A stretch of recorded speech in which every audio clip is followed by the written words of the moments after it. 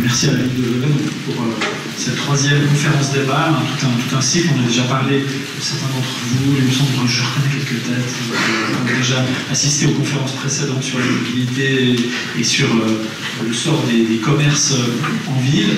Et puis, c'est une grande chance que vous avez, que la Ville de Vevey nous donne finalement, je crois, parce que vous allez ce soir suivre une véritable formation accélérée sur ce thème de la mobilité, sur ce thème de la densification douce, comme ça a été le cas avec la mobilité et puis avec la question des commerces. Et puis, ce genre de formation, vraiment, c'est payant, c'est gratuit. Donc, profitez-en. J'espère que vous êtes en forme, parce que, comme l'a dit M. Rivier, ça va être très dense. On a demandé aux trois conférenciers de rassembler leurs propos et puis aussi de garder du temps pour la troisième partie qui va clore et qui va nous permettre aussi de poser des questions. Donc, dans l'ordre, on aura les trois conférenciers, Marielle Beyeler, Gaël Cochon et David Prodente, puis ensuite une petite heure d'échange. Et puis ensuite, la soirée se terminera par la traditionnelle veillée au caveau Saint-Martin.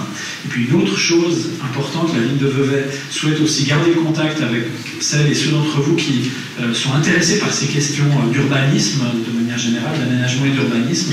Donc sur la table, ici, voilà, vous avez une liste et vous pouvez vous inscrire, mettre votre email notamment, de manière à pouvoir être contacté chaque fois que ces thématiques-là sont abordées. Voilà pour l'introduction. Donc, sans plus tarder, je vais passer la parole à notre première conférencière, Madame Beyeler. Voilà, vous pouvez venir devant, prendre le micro. Madame Beyeler donc, est architecte, spécialiste de la densification douce, des maisons individuelles et des quartiers. Et puis elle a créé, elle va nous en parler, de stratégie qui porte un joli nom, c'est Metamorph House. Oui, tout à fait. Bonsoir, messieurs, dames. Ça marche? Vous m'entendez? Oui, vous m'entendez. Je remercie la Ville de Vevey pour l'invitation de vous présenter ce soir un aspect de la maison individuelle qui est souvent sous-estimé. C'est son potentiel de transformation et de densification douce.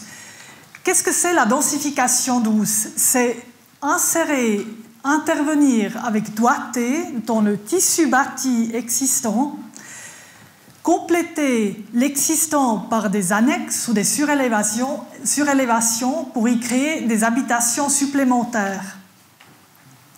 Avec la densification douce, on ne crée pas de rupture de volume.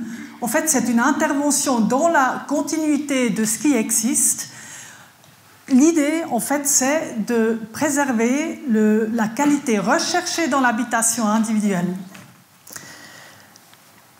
Souvent, la villa, le quartier de villa, une fois terminé, une fois construit, est considéré comme fini, comme terminé. J'aimerais ce soir vous proposer un changement de perspective et de voir la maison individuelle comme une matière première, comme une matière à transformer, à adapter à des besoins qui évoluent au fil de la vie. Ce sont des besoins familiaux, physiques, de confort, parfois énergétiques, mais aussi notariaux, financiers ou successoraux. Les maisons sont souvent construites pour y vivre avec sa famille, donc avec ses enfants. La durée de la phase familiale est limitée. Les enfants partent, souvent les propriétaires restent seuls, et cette durée où les propriétaires sans enfants habitent encore dans leur maison dure souvent bien plus longtemps que la phase avec les enfants. Une maison pour deux est souvent très confortable, mais ça peut également devenir une charge.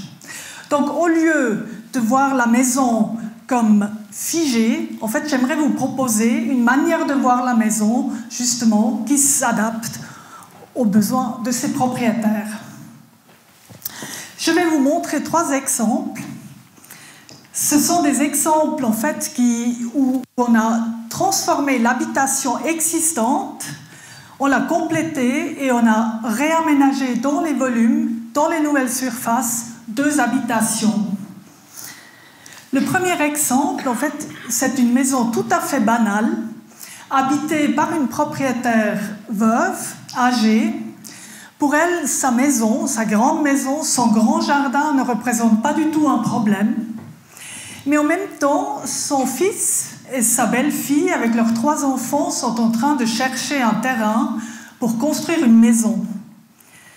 Cette maison, compte tenu des moyens financiers du jeune couple, va forcément se trouver loin d'un centre et nécessite en tout cas l'achat d'une voiture pour cette famille qui est plutôt séduite par la mobilité douce. La maman propriétaire, la belle-mère, fait la proposition au couple en fait, de construire cette nouvelle maison dans son jardin. Il s'agit d'une parcelle généreuse de plus de 1000 mètres carrés, située dans un centre où les écoles, les infrastructures, les places de travail sont à disposition, à distance de pied. Le jeune couple ne peut pas s'imaginer de construire une nouvelle maison juste à côté de la maison maternelle. Ils en parlent quand même à un ami architecte qui leur propose de réfléchir à l'idée de poser cette nouvelle maison sur la maison existante. Cette idée séduit les 2 ménages et finalement cette maison est donc subdivisée en 2 habitations superposées. La toiture, la charpente est déposée et remplacée par une préfabrication en panneaux de bois.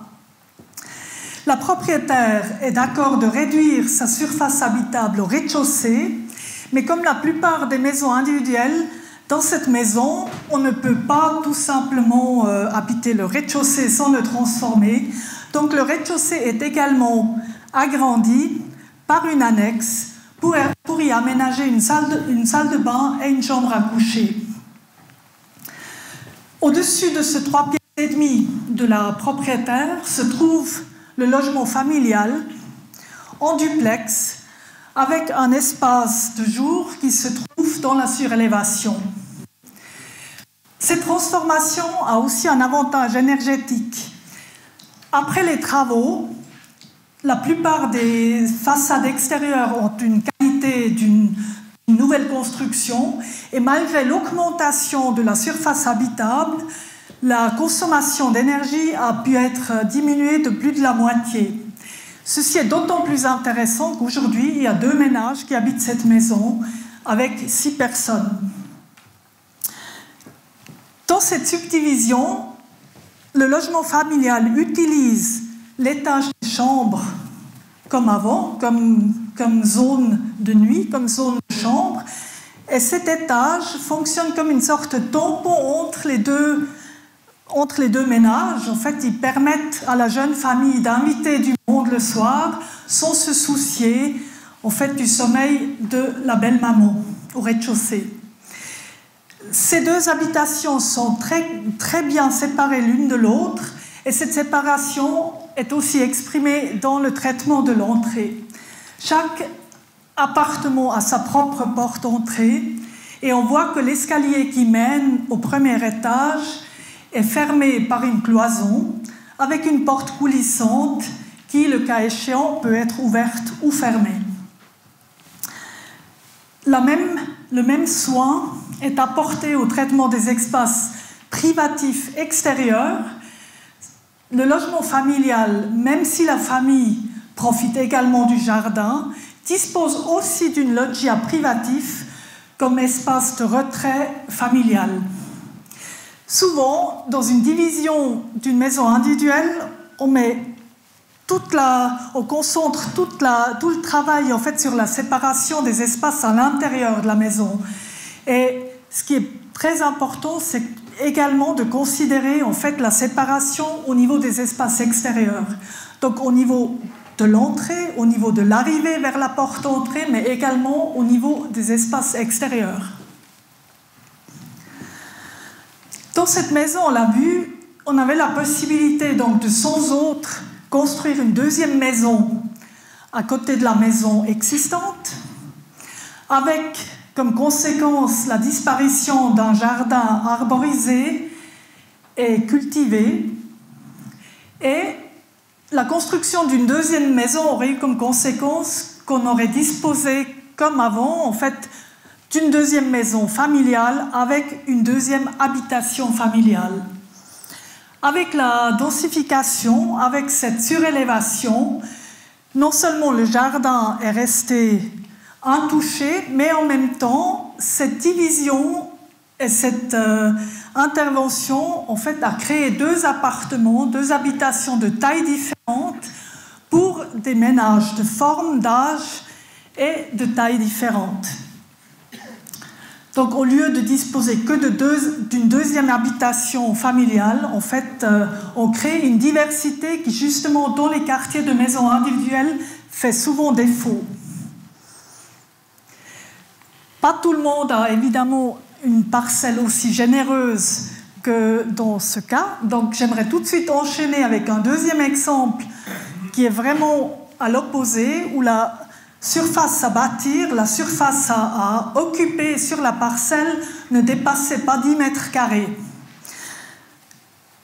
Dans cet exemple, c'est une maison dans la ville de Bienne, une maison mitoyenne des années 20 qui a été construite pour les employés de l'industrie biennoise. À l'origine, il s'agit d'une maison de 2 familles superposées avec des chambres à louer pour les employés célibataires sous les combles. Dans cette maison, la réserve de 10 mètres carrés a été utilisée pour construire une cage d'escalier, pour permettre de séparer les étages, pour permettre de distribuer les étages séparément. Et on va voir que cet exemple est plus subtil que les soupçonnés, cette intervention, que cette tour de cage d'escalier. En fait, cette maison est protégée. Et le patrimoine bernois a décidé que si les propriétaires voulaient construire une cage d'escalier, en fait, elle devait former un fort accent, elle devait créer un contraste avec la maison existante. Donc, dans cette maison, les propriétaires, au fil des ans, ont habité les deux étages superposés.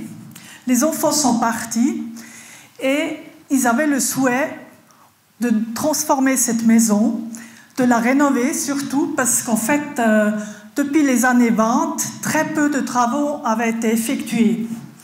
Par exemple, la salle de bain se trouvait toujours à la cave, comme à l'origine. Il y avait des toilettes qui se trouvaient sur le palier entre les étages, et en plus, il manquait la place pour aménager une salle de bain au rez-de-chaussée. Le problème de ces propriétaires est également qu'il manque de moyens financiers, donc la banque n'était pas du tout prête à les suivre et à leur accorder une hypothèque pour rénover et transformer cette maison. Au moment où les propriétaires ont expliqué à la banque qu'ils allaient subdiviser la maison en 2 habitations et que la transformation servait justement à réaliser un revenu en louant les 2 étages supérieurs comme une maisonnette, les choses ont été bien plus simples et la maison a pu être transformée et rénovée énergétiquement. Donc là aussi, les architectes ont proposé aux propriétaires de trouver de la place pour la salle de bain en sortant l'escalier qui distribuait le rez avec le premier étage et de construire cette tour d'escalier qui relie la cave, le rez-de-chaussée et le premier étage. Et on voit ça ici sur le schéma, en fait, qui permet aussi d'aménager une terrasse extérieure pour la maisonnette. Je vais vous montrer brièvement le plan. En fait, c'est une surface très modeste, d'un peu plus de 60 mètres carrés, et on comprend bien que les propriétaires n'avaient pas envie de sacrifier une de ces pièces pour y aménager une salle de bain. Donc les architectes ont proposé de sortir cet escalier, d'aménager une cage d'escalier et d'aménager la salle de bain à la place de l'escalier ancien. On voit ici la salle de bain. Et ici, au premier étage, l'arrivée de cet escalier, et à partir du premier étage, l'escalier ancien est maintenu et il sert de distribution intérieure de l'appartement en duplex. Donc on monte ici aussi dans la zone du jour, à la cuisine, salle à manger, salon de cet appartement en duplex, où on trouve sur le toit de la cage d'escalier une terrasse qui permet, comme le premier exemple, à cette famille qui a aménagé dans cette maisonnette, de disposer d'un espace extérieur privatif tout en profitant du jardin au rez-de-chaussée. Là également, on voit que l'étage des chambres entre les deux habitations fonctionne à nouveau comme un étage tampon qui permet aux deux ménages de profiter d'une bonne distance. J'aimerais vous montrer un dernier exemple qui est issu en fait d'une stratégie Metamorph House, parce que souvent justement la base pour pouvoir faire un projet de densification douce, c'est de connaître ses réserves. Connaître ses réserves, mais également connaître la valeur de ces réserves. Dans cette idée, nous avons développé la stratégie Metamorph House qui accompagne les communes et les propriétaires individuels dans le relevé des réserves. Actuellement, il y a le canton de Vaud qui est en train de déployer cette stratégie dans 4 communes, à Échallens, Cugy, Pontpaple et Crassier. L'idée, c'est en fait justement de à la fois sensibiliser et informer les habitants, les propriétaires pour cette volet-là. Donc la stratégie a 2 piliers. L'un, c'est justement l'information publique, où en fait on informe sur les enjeux de la densification douce. C'est les enjeux d'architecture, d'aménagement du territoire, mais également les enjeux financiers, notariaux, successoraux ou énergétiques. L'autre pilier, c'est justement les accompagnements individuels où les propriétaires qui le souhaitent peuvent profiter d'un accompagnement pour relever les réserves et en même temps développer un scénario d'habitation qui permet de créer plusieurs logements. Le dernier exemple est issu d'une stratégie Metamorph House, pas d'une commune vaudoise, mais de Villars-sur-Glâne, où la stratégie a été menée il y a 3 ans. Aujourd'hui, il y a les premiers résultats qui sont réalisés. C'est également une maison où la réserve était très modeste, 30 mètres carrés. La propriétaire était dans un premier temps plutôt déçue de disposer d'aussi peu de mètres carrés à construire. Mais malgré la modeste taille en fait, de cette réserve, ça a permis de subtiliser cette maison en 2 habitations superposées, d'aménager également une salle de bain au rez-de-chaussée, de construire une nouvelle cuisine avec une salle à manger qui a un rapport privilégié avec l'espace extérieur. Et comme dans les 2 exemples précédents, on voit également que sur le toit de l'annexe, on a pu créer un espace extérieur privatif pour l'habitation de l'étage. Cet exemple n'est pas très... En fait, je ne vous le montre pas pour sa qualité architecturale, mais parce que c'est un exemple qui montre que la densification douce peut dépasser le cadre de la maison individuelle et avoir un impact sur tout le quartier.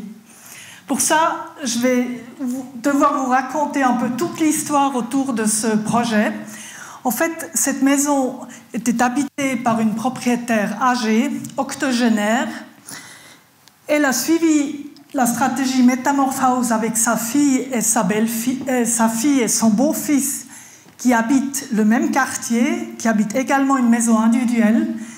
Et leur exemple était une maison d'amis, quelques rues plus loin, dans le même quartier, une maison qui a déjà été subtilisée.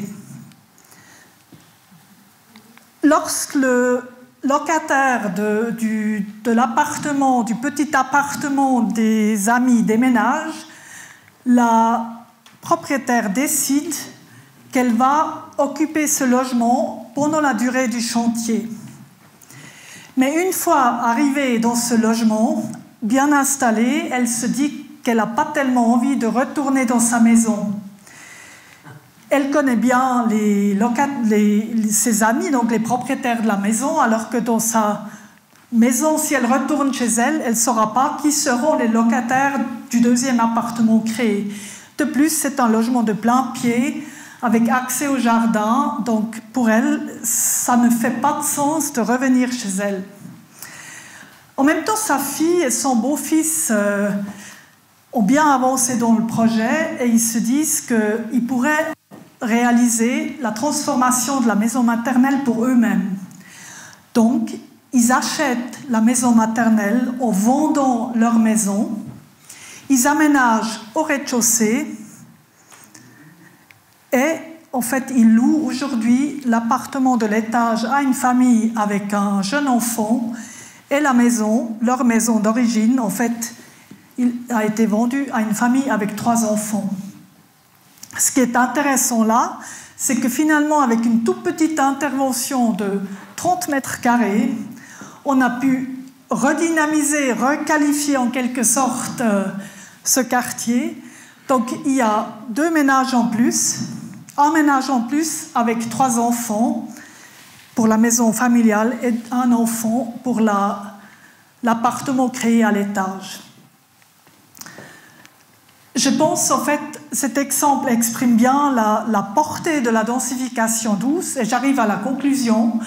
En fait, la densification douce permet, en quelque sorte, de concilier le bien vieillir chez soi, des propriétaires, en même temps d'accéder à un logement, à un appartement avec jardin pour des jeunes ménages ou des moins jeunes ménages, tout en créant des plus-values financières, mais aussi en ménageant les ressources naturelles et surtout aussi en préservant le paysage. Je vous remercie.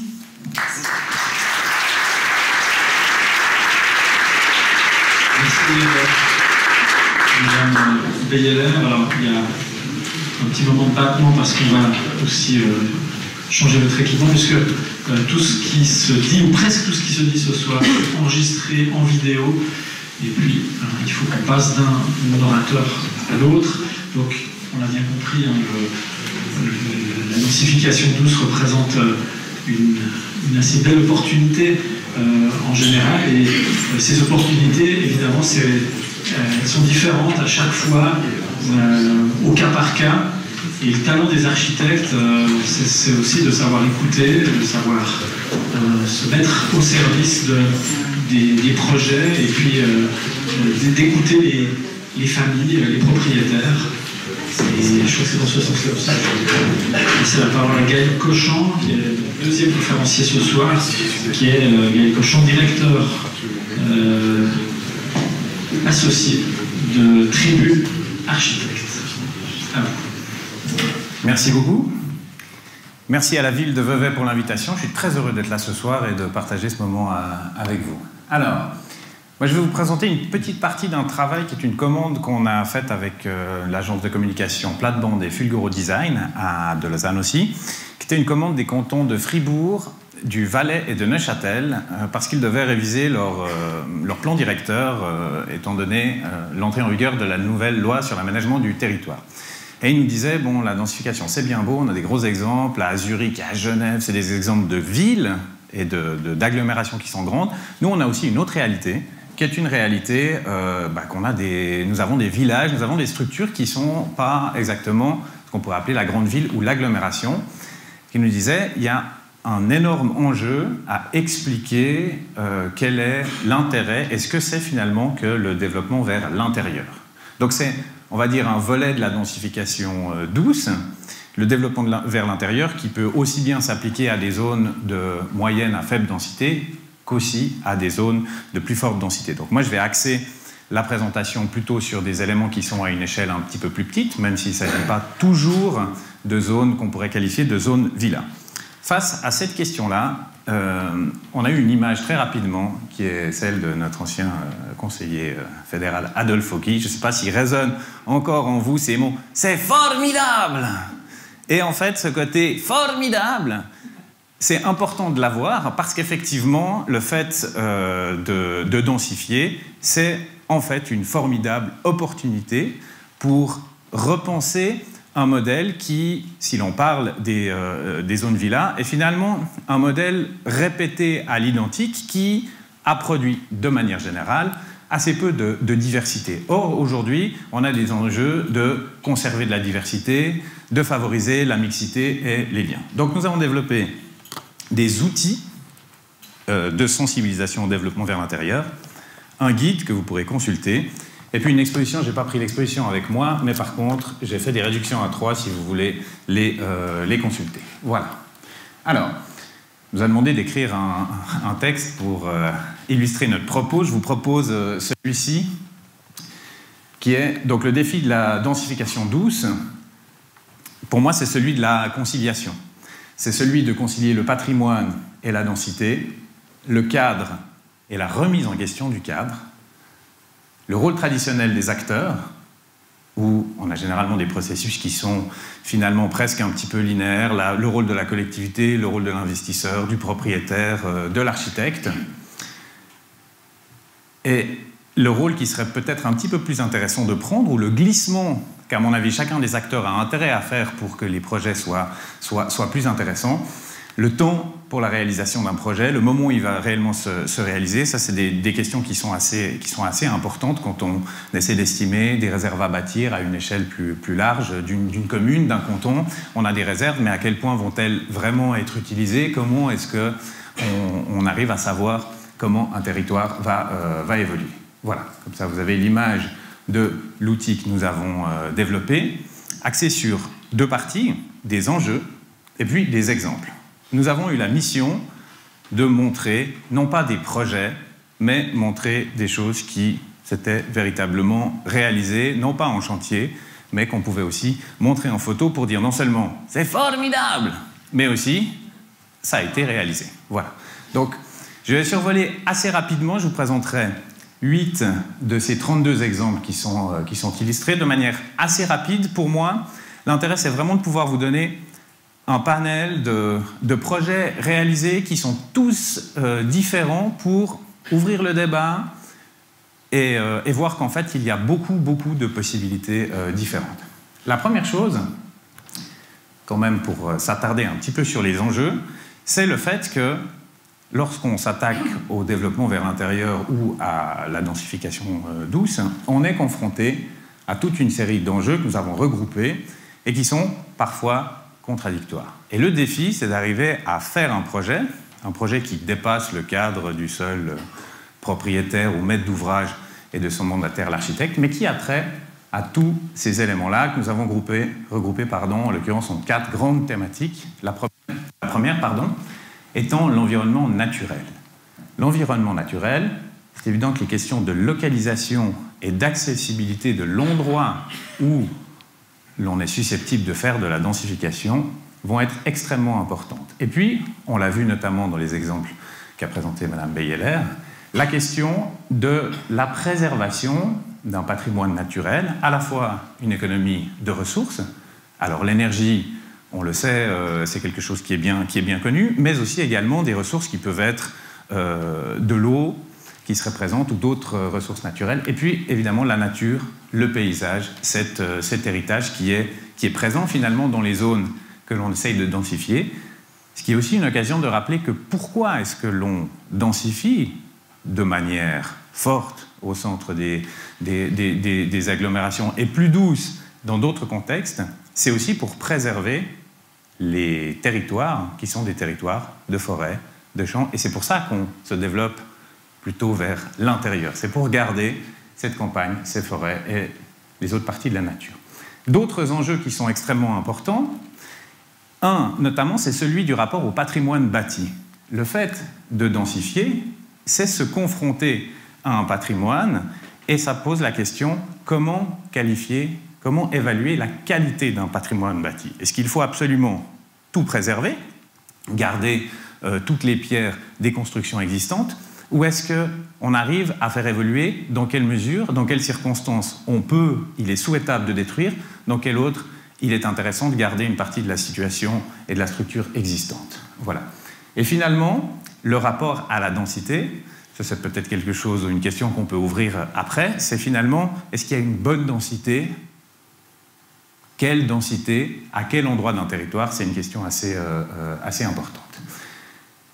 Un des moteurs ou un des guides, on l'a vu encore une fois dans les exemples déjà qui ont été présentés, c'est le fait d'améliorer des qualités spatiales, proposer des espaces extérieurs différents pour chacun des logements.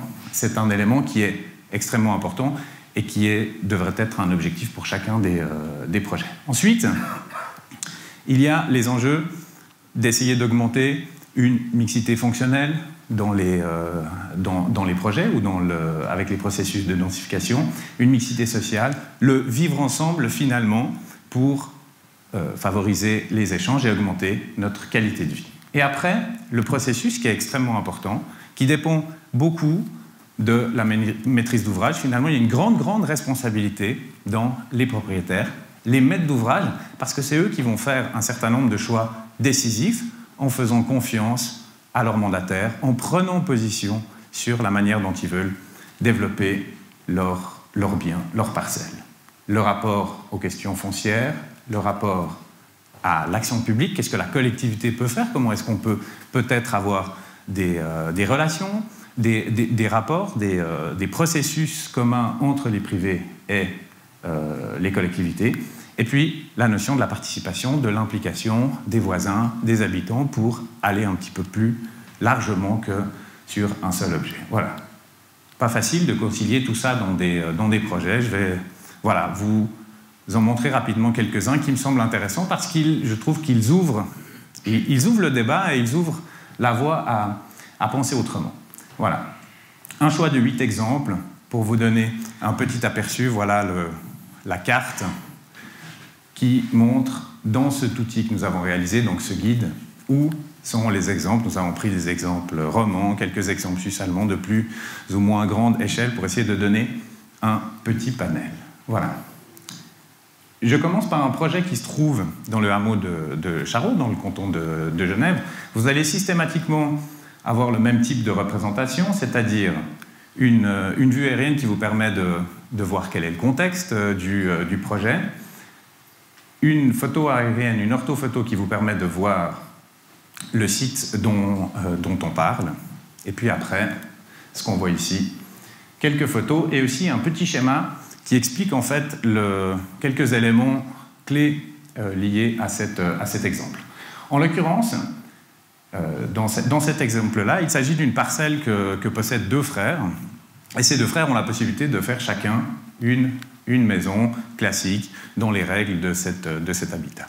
Il se trouve qu'au lieu de faire chacun leur maison, ils se mettent ensemble pour faire, on peut appeler une double maison ou une maison jumelle. Ça, c'est déjà un élément qui est intéressant. Et de l'autre côté aussi, comme c'est une des premières maisons de ce village, qui est un village agricole, il y a un rapport au paysage champêtre qui est très important. Et donc, il y a un travail qui est fait sur la géométrie des toits, le rapport au paysage de cette maison, qui passe aussi par le fait, si vous l'observez, qu'il n'y a pas de haies, il n'y a pas de barrières. Ils ont laissé finalement les espaces très ouverts, la forme de cette double maison permettant de créer naturellement des sous-espaces.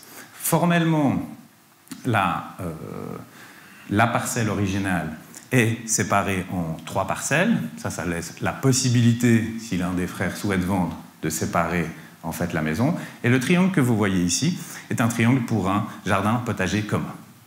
Ce qui est intéressant aussi par rapport à la mobilité, c'est que même si ils ont des véhicules privés, ils n'ont pas créé non plus de couverts à voiture ou de garage, ceci permettant en fait peut-être de parquer une voiture, mais peut-être aussi d'avoir d'autres usages sur ce devant de cette maison. Vous voyez ici, vous allez les retrouver dans les autres exemples, les surfaces de parcelles, surfaces bâties, et puis ce qu'on appelle la densification humaine. Vous allez observer que finalement la densification humaine n'est pas forcément liée à la quantité de mètres carrés supplémentaires que l'on construit, on pourra y revenir. Donc là voilà, 2 appartements, 8 habitants supplémentaires sur cette parcelle. Dans un autre registre, Je vous présente rapidement un projet à Lausanne. Donc là, on est dans le centre-ville, mais vous verrez qu'il s'agit finalement une toute petite opération qui s'est glissée en fait dans une problématique de finalement rénovation, vous avez le projet ici, de rénovation de l'étanchéité d'une toiture plate d'un bâtiment. Et c'est des problématiques auxquelles on peut être confronté.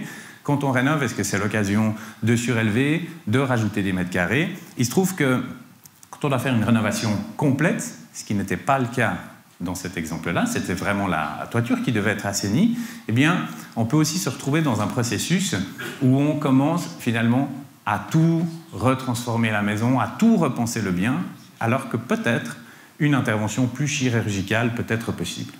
Et c'est ce qui a été réalisé ici. Lausanne étant une ville en pente, cette toiture qui donne sur la rue de Genève, en fait, enfin ce bâtiment qui donne sur une des rues qui est juste à côté de la rue de Genève, donne de l'autre côté presque au même niveau qu'une autre des rues, qui est l'avenue de Morges. Et l'intervention qui a été faite a finalement consisté à étancher, à rénover, on va dire simplement techniquement la toiture, et à venir y poser un petit volume, un nouvel appartement, qui a son propre accès depuis l'autre côté, ce qui a permis uniquement de traverser finalement le bâtiment existant avec les éléments de technique, c'est-à-dire l'alimentation en eau, une canalisation, mais par exemple à éviter de devoir remonter ou recréer toute une structure d'escalier ou d'ascenseur. Donc là, c'est vraiment un projet qui profite de la pente, qui s'adapte à la situation. Et vous voyez la création d'un appartement, 4 nouveaux habitants, en n'ayant, dans ce cas-ci, absolument pas modifié la surface de la parcelle, voilà, ni l'emprise du bâtiment au sol. Alors, oups, pardon.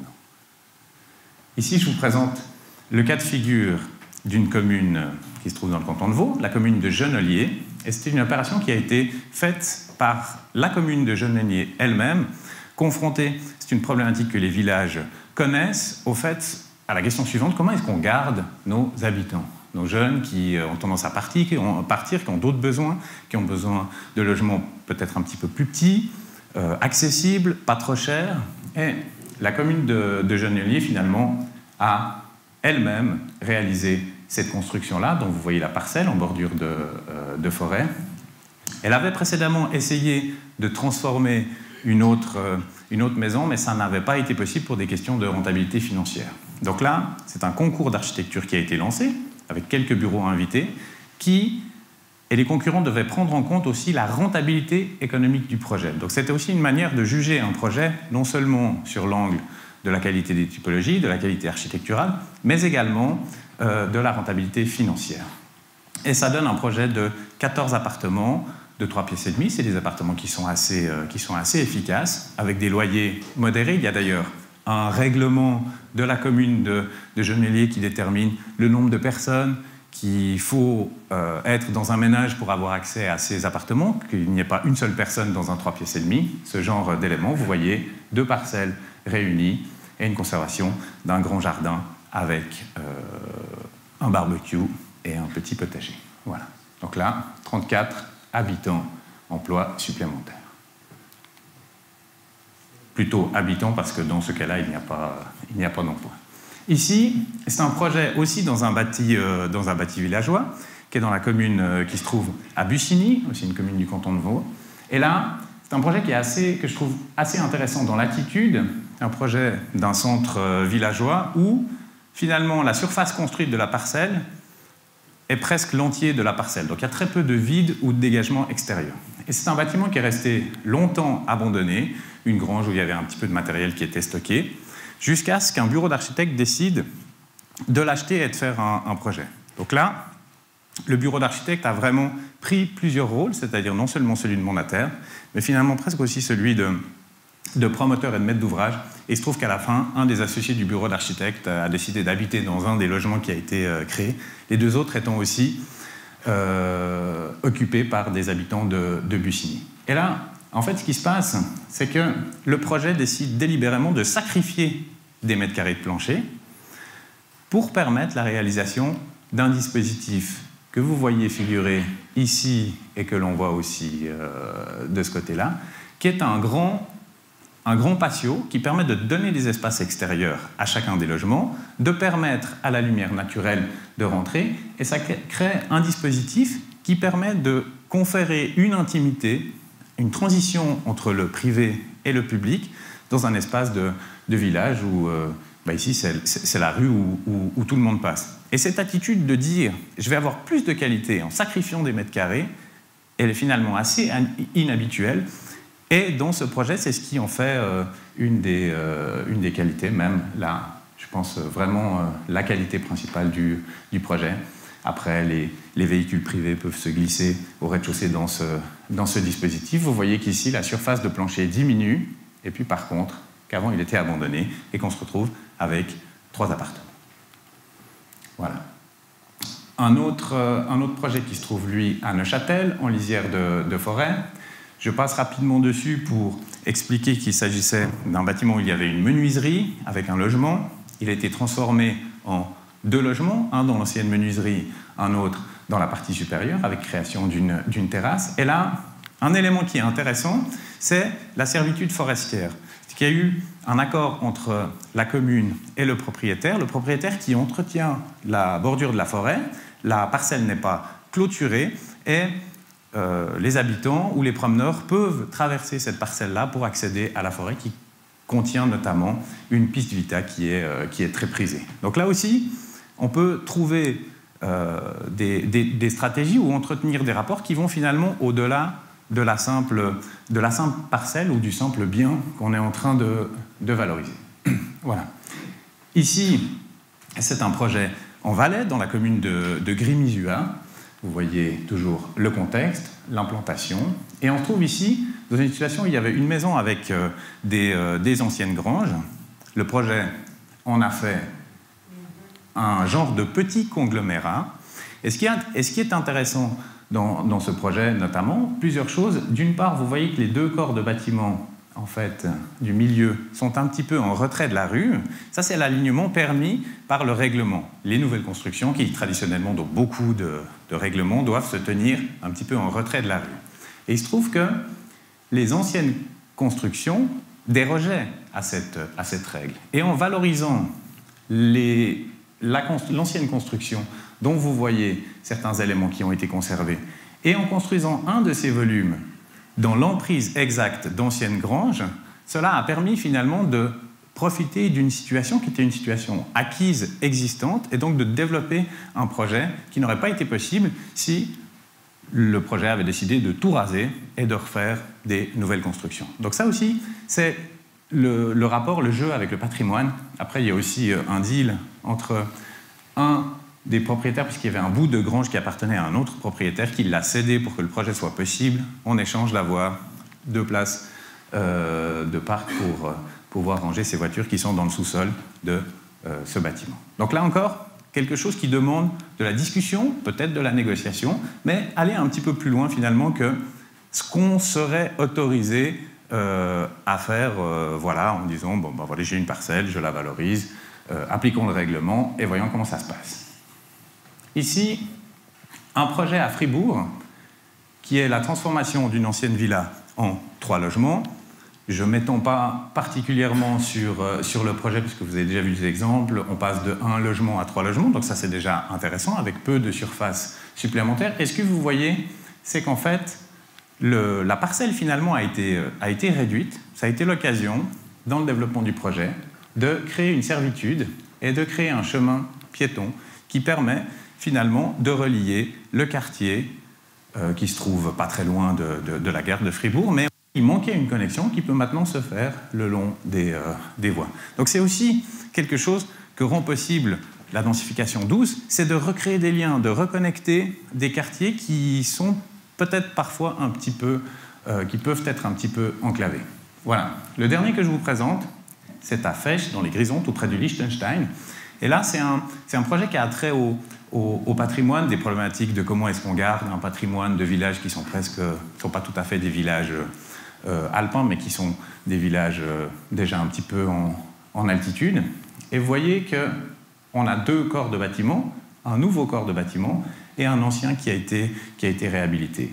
Vous voyez, donc la volumétrie avant, la volumétrie après. Le fait de conserver un décor de bâtiment ancien a permis vraiment de le restaurer, c'est-à-dire garder exactement la nature des pierres, les traiter avec un crépi minéral, conserver les fenêtres existantes, doubler en mettant une deuxième fenêtre à l'intérieur, supprimer des sanitaires qui étaient venus petit à petit coloniser les espaces de cet ancien rural qui, a priori, n'en possédait pas, pour les retrouver dans une nouvelle volumétrie avec un petit corps de bâtiment de liaison qui contient aussi un ascenseur. Aujourd'hui, c'est une maison dans laquelle on peut soit y faire 2 logements, soit un logement à l'étage supérieur avec un bureau atelier au rez-de-chaussée. Voilà. Donc, une démarche qui finalement permet de revaloriser le patrimoine. Voilà. Et je vous donne la conclusion que j'ai écrite pour ce soir, qui, pour moi,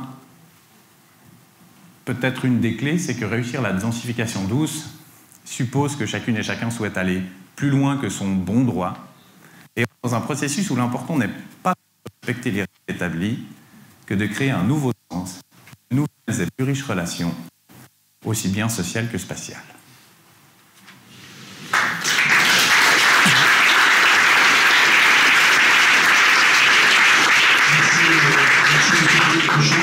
Je crois qu'à ce stade, on discerne bien qu'on est en train d'entrer dans un changement de paradigme. La zone villa était une collection de petites parcelles. On va pouvoir peut-être faire des choses un petit peu différentes, parcelle par parcelle, mais pas forcément uniquement. Et on peut aussi considérer la densification douce dans sa globalité, avec une variété des modèles, en prenant en compte l'environnement, mais aussi évidemment toujours les besoins des propriétaires. Donc je vais passer maintenant la parole à David Prodété, qui est architecte urbaniste, co-directeur du bureau Envar à Nyon. Et on va passer à toi. Merci, bonsoir. Merci à la commune de Vevey, à son service d'urbanisme pour son invitation. Comme vous avez pu le constater dans les différents exemples qui ont été montrés, moi je vous pose une question. Quand on vous parle de densification douce, est-ce que vous êtes plutôt en mode empilement ou plutôt camouflage? Donc tout ça pour vous dire que c'est vrai que la densification douce, c'est un vaste spectre de possibilités qui peuvent avoir chacune leur particularité.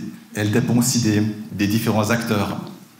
Mais c'est vrai que le plus important, c'est de pouvoir composer avec l'existant et surtout s'insérer dans un milieu en transformation, accompagné aussi par différents acteurs, notamment la commune et aussi peut-être, comme on l'a vu dans les différents exemples, les habitants dans le quartier dans lequel on habite.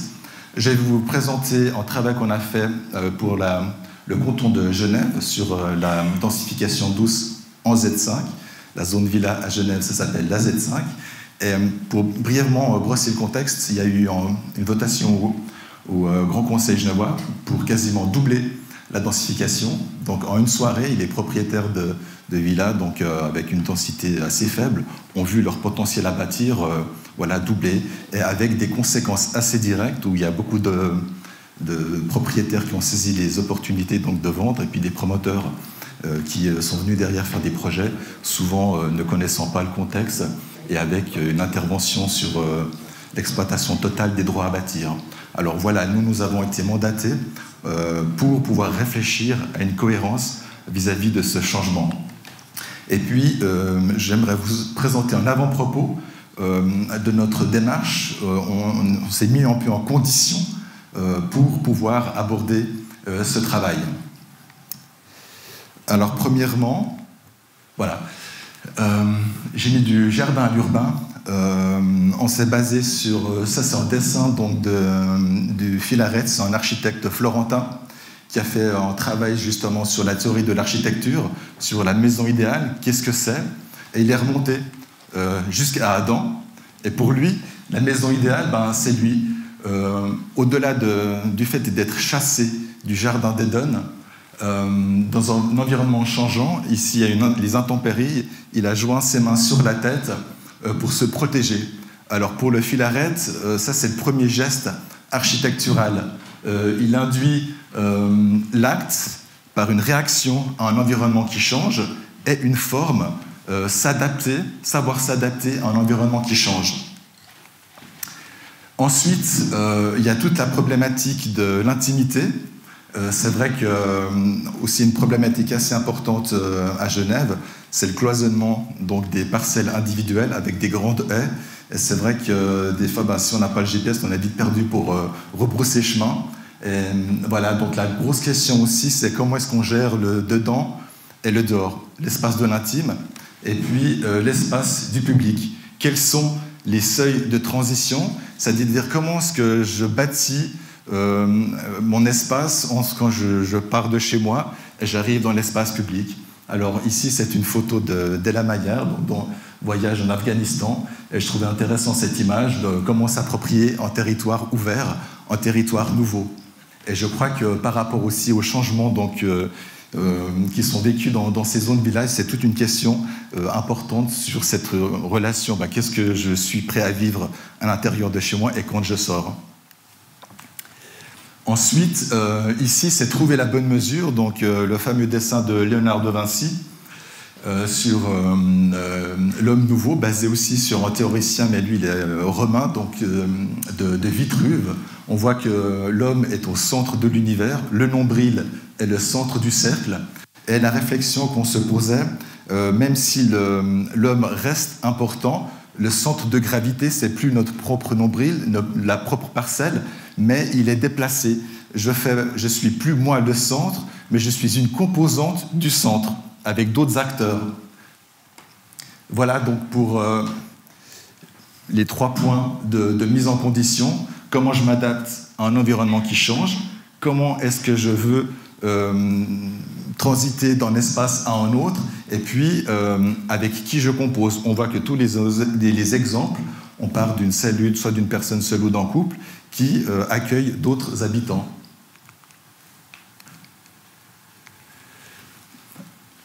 Donc concrètement, sur le travail qu'on a fait à la Z5, on a sillonné, donc c'est un travail très important sur tout le territoire genevois, et puis on a sélectionné 4 sites d'études. Ici, je vais vous présenter un travail que nous avons fait sur la commune donc, de Chambésy. Voilà. Ça, c'est le territoire communal.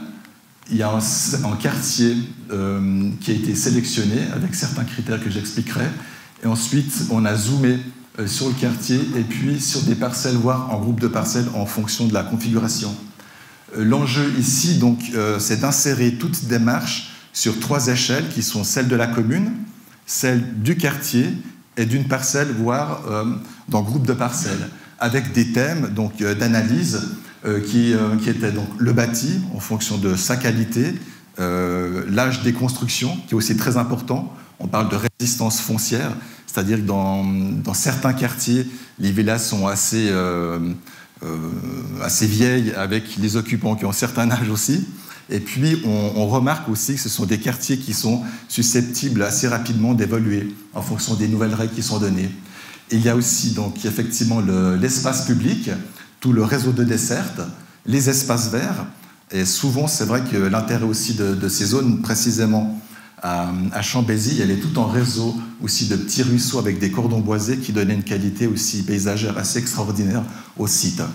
Et puis, il y a toute la problématique du stationnement. Effectivement, c'est des cycles. Quand on accueille une nouvelle famille, il y a toute la problématique des places de parc, du parking, de l'augmentation du trafic. Et ça, c'est vrai que c'est des éléments qui sont vraiment importants à prendre en considération, spécifiquement aussi à Genève, qui est quasiment tout voiture encore aujourd'hui. Nous avons aussi sillonné tout le territoire genevois pour voir un peu les pépites existantes. Nous avons trouvé beaucoup d'éléments qui existaient déjà. Comment est-ce que les gens se sont appropriés leur propre quartier, comment est-ce qu'ils aménagent leurs limites. Et puis nous avons fait tout un catalogue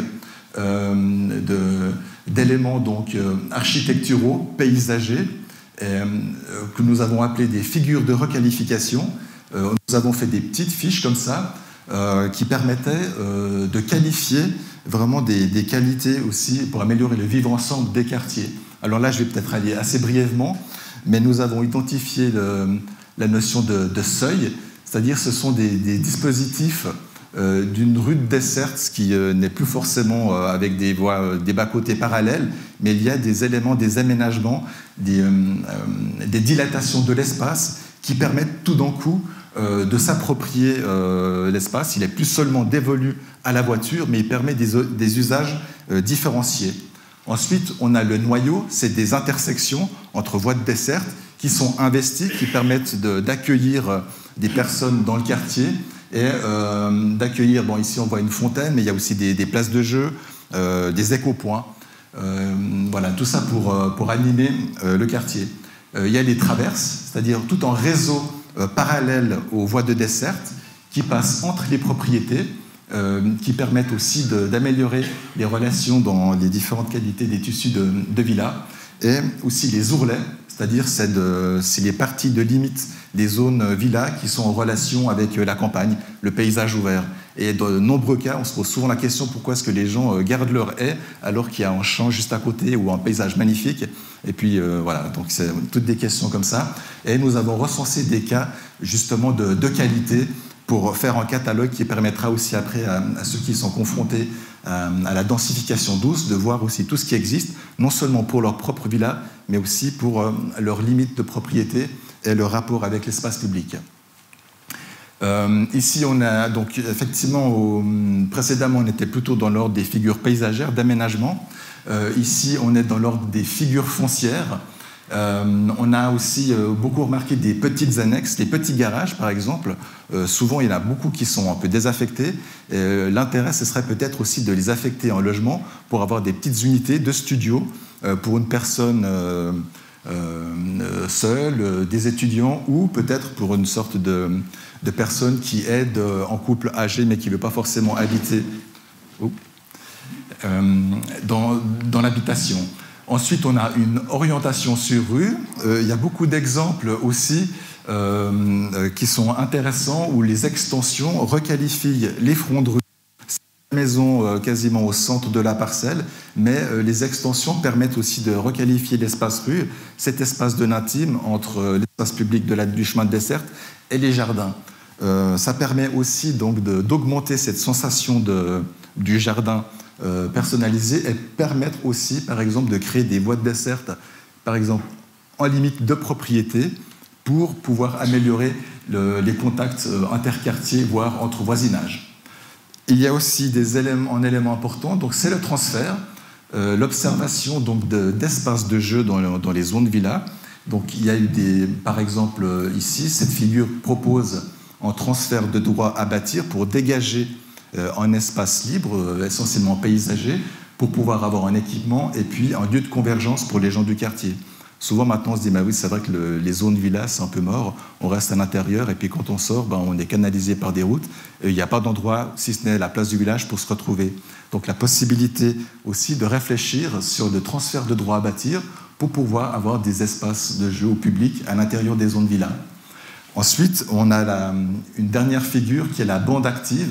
C'est une sorte de customisation d'une villa toute simple, c'est-à-dire d'avoir des arrangements architecturaux comme des très grands balcons ou des espaces qui assurent des prolongements extérieurs aussi tout en préservant l'intimité. Donc ça, c'est aussi la grosse question à répondre. Donc comment on peut augmenter donc, le vivre ensemble tout en préservant la qualité individuelle et l'intimité de chacun. Une fois donc on a recensé toutes ces figures, on a directement l'expérience sur le terrain. Ici, à Chambézy, donc c'est le quartier des Châtaigniers. Il a été sélectionné selon certains critères assez précis. Donc c'est la proximité avec une centralité. Ici, on a le noyau villageois avec des équipements, une bonne desserte aussi donc en transport public, aussi pour favoriser la multimodalité, pour éviter aussi un engorgement au niveau du trafic par rapport aux nouveaux habitants. Et la valorisation aussi du paysage et de la topographie. Voilà, tous ces éléments-là, donc on a sélectionné un certain nombre de sites pour pouvoir expérimenter ces différentes figures que nous avons mises en place. Une fois le site sélectionné, on travaille différentes possibilités avec les figures. Comment intégrer? Ici, on a travaillé un exemple avec les seuils et les orientations sur rue. Donc, ce sont des quartiers qui ont une certaine qualité, mais au niveau de voies de dessert, voilà, il n'y a pas tous ces éléments-là qui existent, et c'est comment les insérer dans la réalité. Alors ici, c'est une proposition qui peut être faite. Il y a un chemin de dessert qui traverse en fait l'ensemble de ce quartier-là, qui est relié directement au village existant. Et là, la proposition est de dire c'est une opportunité pour travailler la thématique de orienter sur rue. Donc, c'est-à-dire que quand quelqu'un a un projet de construction, il se rend à la commune, où la commune aura fait justement au préalable un schéma d'organisation du quartier, et ça permet aux mandataires et aux propriétaires de voir dans quel contexte on peut aussi réfléchir sur un projet d'aménagement pour avoir une cohérence d'ensemble. Il y a aussi, dans une petite desserte en cul-de-sac, le travail sur justement les seuils. Comment améliorer la qualité d'une voie de desserte qui est déterminée par deux bas-côtés rectilignes, et dans la transformation de ce tissu-là, sensibiliser les propriétaires sur la possibilité, en fonction du projet, de pouvoir intégrer un seuil, un espace un peu dilaté qui permet un usage multiple. Tout ce travail-là, bien entendu, c'est pour contrecarrer le travail, le projet à la parcelle, au gré des opportunités. C'est vraiment aussi pour avoir un souci de cohérence d'ensemble et puis d'avoir une valeur ajoutée sur l'ensemble des cas individuels qui peuvent s'accumuler les uns après les autres. Une fois que la structure de l'aménagement est déterminée, on a aussi des exemples dits typomorphologiques. C'est aussi, pour reprendre les exemples qui ont été présentés tout à l'heure, c'est des exemples qui ont une architecture de qualité et qui montrent aussi les figures que nous avons mis en place. Ça permet aussi d'avoir tout un catalogue de possibilités pour les propriétaires qui désirent avoir un projet, de comment bien faire. Donc ici, ensuite, en fonction de différents exemples architecturaux, on peut leur dire, voilà, ici on est orientation sur rue, donc c'est tout à fait un travail qui peut être fait sur cette voie de desserte qui est complètement reliée donc, au village qui avait été présenté précédemment. Et puis ensuite, ici, cette notion de transfert avec une possibilité, par exemple, de pouvoir avoir un espace dégagé permettant un espace semi-public pour pouvoir avoir un lieu de convergence au sein du quartier. Voilà, finalement, ici, on a au sein de notre bureau aussi peut-être où est Charlie, si vous me retrouvez sur l'image. C'est-à-dire, on n'est jamais mieux servi que par soi-même. C'est-à-dire, avec tout le travail qu'on a fait aussi sur cette zone 5 à Genève, on a eu l'opportunité à Trélette, dans un petit village adjacent à la commune de Nyon, de pouvoir faire ce travail sur la densification douce. Ici, ce sont deux propriétaires qui ont été d'accord de séparer donc, dans un petit bout de terrain. Alors l'avantage ici de la commune, elle n'impose pas, par exemple, comme beaucoup de communes de la région de la Côte, entre 1000 et 1500 mètres carrés pour construire une maison. Ici, il n'y avait pas cette contrainte, autrement ça n'aurait pas pu se faire. Alors là, donc, c'est vraiment une maison qui a été posée, le fait est quasiment à la limite entre les deux propriétés. Et puis, il y a eu un décloisonnement total qui s'est fait, par aussi une revégétalisation partielle des limites de propriété, et puis des dispositifs aussi architecturaux qui permettent des prolongements extérieurs tout en assurant l'intimité de chacun.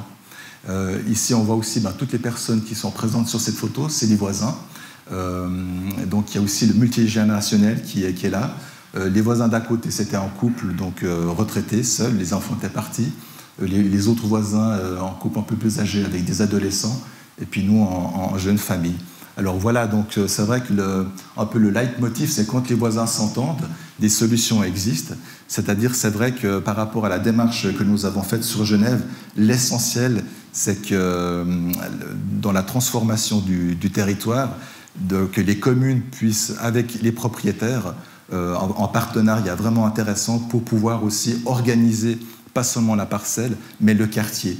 Donc avoir Ici, c'est une sorte de veille où les propriétaires aussi peuvent faire une sorte de workshop, des ateliers ensemble pour dessiner, esquisser l'avenir de leur propre quartier, pour mettre des premiers jalons pour pouvoir aussi agrémenter le quartier, d'en vivre ensemble et pas simplement avoir cette propre logique individuelle. Et je crois que c'est vrai que même jusqu'à 15 ans, on se disait, bon, on ne construit qu'une fois dans notre vie, et là, c'est vraiment aussi une opportunité pour l'ensemble des propriétaires d'avoir une seconde expérience et puis de faire un nouveau projet en fonction de tous ces acquis.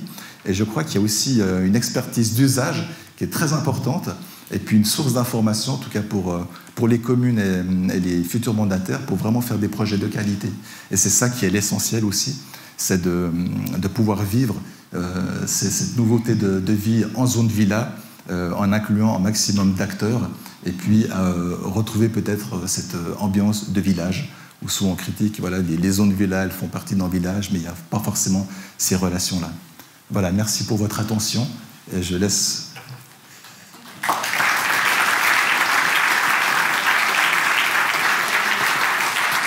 Merci, M. Prodel. Vous pouvez rester là, puis je pense que les deux autres intervenants vont aussi pouvoir nous rejoindre, parce qu'on arrive maintenant à la deuxième partie de la soirée, qui est celle des échanges avec la salle. Je vois que vous êtes venus quand même assez nombreux ce soir. On se demandait combien de participants étaient là, puis finalement la salle est quasiment remplie. Donc on va essayer de consacrer maintenant l'heure qui vient à des échanges avec vous. Donc je vous rappelle juste une règle de base. Au moment où vous allez prendre la parole, je vais circuler avec le micro. Donc évidemment, seule la personne qui a le micro pose une question, parce que voilà, en 1 heure, il devrait y avoir tout le monde, toutes les personnes qui souhaitent s'exprimer, qui pourront prendre la parole. Normalement, il ne devrait pas y avoir de frustration à la fin de la soirée. C'est en tout cas l'objectif. Et puis au moment où vous prenez la parole, vous posez une question, j'ai juste une demande à vous faire, c'est de vous présenter. Si vous intervenez en votre nom propre, et puis si vous intervenez en tant que représentant d'une association, d'un parti politique ou d'un quelconque groupement, eh bien c'est là aussi de le mentionner de manière à ce que tout soit parfaitement transparent. Voilà, donc je vais commencer à circuler dans la salle, et puis je vous demande simplement de lever la main si vous avez une question à poser. C'est toujours la première question que c'est le plus difficile à poser. Voilà, évidemment, alors elle vient du fond de la salle. Donc ça va m'obliger à faire un long parcours, mais voilà. Donc merci de vous dévouer pour lancer la soirée, lancer la discussion, et merci de vous présenter. Bonjour, Francisco da Cruz, urbaniste à Lausanne. Question en tant qu'indépendant. Dans la troisième intervention, vous avez évoqué le cas de Genève, cette aubaine que représentent des nouveaux droits à bâtir qui apparaissent comme ça. Et puis vous avez également prêché pour la nécessité de s'entendre entre voisins, alors qu'on sait bien que c'est compliqué. Si je me suis frité au bar lors d'un match entre supporters d'un camp opposé, déjà de base on part mal, et je ne parle pas des clivages politiques et toute autre chose. Donc la question est, quels sont les dispositifs qui sont politiquement souhaitables ou existants peut-être, je ne connais pas du tout le cas de Genève, pour encourager cette bonne entente entre voisins, voire éventuellement peut-être l'obliger ou conditionner l'octroi de droits à bâtir à une entente minimale. Ou qu'est-ce qui existe, qu'est-ce qui est souhaitable selon vous? Voilà. Dans le cas de Genève, on était aussi quasiment effrayés sur la débauche d'énergie et d'argent dépensé inutilement dans des aménagements où chacun fait son propre système, sa propre voie de dessert. Il y avait quasiment des voies de dessert donc, qui sont côte à côte, avec un treillis donc, au milieu, et on se dit mais c'est incroyable, pourquoi est-ce qu'ils ne sont pas coordonnés pour avoir un seul chemin d'accès? Donc il y a tout un dispositif. Alors c'est vrai qu'à Genève, ce doublement de la densité, il était quand même soumis à conditions. Il fallait, c'est pour ça aussi qu'on a fait ce guide. Il y a aussi donc parallèlement donc la révision des plans directeurs communaux, et puis il y avait la sélection au sein du plan directeur communal des sites propices à cette densification, moyennant justement ces fiches de secteur avec une logique claire, en concept. Dans le cadre de Chambésy, c'était consolidation du pôle villageois. Donc il y a une thématique qui gère l'orientation et la densification, avec aussi des indices et tout un ensemble de critères qui, lors de projets, passent en commission d'urbanisme. Et là, la densification est attribuée en fonction du respect de ces critères. Donc l'essentiel, effectivement, pour que les voisins s'entendent, c'est souvent peut-être la contrainte, mais c'est pour ça qu'on a fait aussi toutes ces fiches, c'est pour montrer que finalement, si on anticipe les choses, on le voit aussi en politique, il y a des extrêmes qui arrivent à s'entendre. Donc à un moment donné aussi, c'est l'argent, s'il y a une cohérence d'aménagement, la commune aussi peut guider et orienter les propriétaires pour leur dire, voilà, votre voisin, il a le potentiel de faire cette chose-là. Il y a la commune qui a quand même dans sa fiche du plan directeur des orientations claires. Et puis ça, elles sont quand même aussi adoptées. Après, il y a des plans généraux d'affectation qui peuvent préciser aussi en termes de secteur des alignements, des indices de verdure. Ça, c'est aussi un élément donc, de préserver des espaces verts, des sols aussi imperméables. Donc il y a tout ce dispositif-là qui actuellement existe et qui permet aussi d'orienter la densification.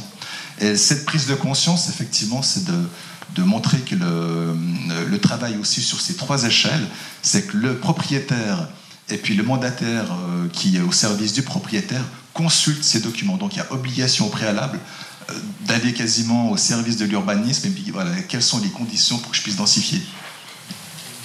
Alors, sur cette question de l'intervention du politique, je ne sais pas si Mme Bayeler ou M. Cochon souhaite intervenir aussi. Oui, moi je trouve en effet c'est une démarche très intéressante en fait de lier, de rendre la densification dépendante en quelque sorte un bonus. En fait, on cède quelque chose à la collectivité, à la qualité urbaine, en fait, à la qualité de la rue, pour justement pouvoir densifier.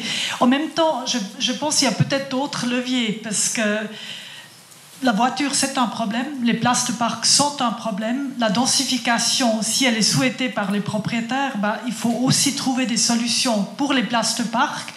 Et vu que tout le monde a ce même problème, en fait, finalement, ce problème peut devenir aussi un levier pour se mettre ensemble autour de la table et développer des synergies. La même chose avec les places de jeu. En augmentant le nombre de ménages, il y a aussi plus d'enfants. Et au lieu d'aménager un toboggan dans chaque jardin, on peut peut-être aussi développer des synergies et en fait créer une place de jeu collectif. Donc, parfois, le problème, en fait, peut aussi être une occasion, justement, de chercher le dialogue avec ses voisins par-dessus la haie de tuya. Peut-être juste concrètement sur les outils à disposition.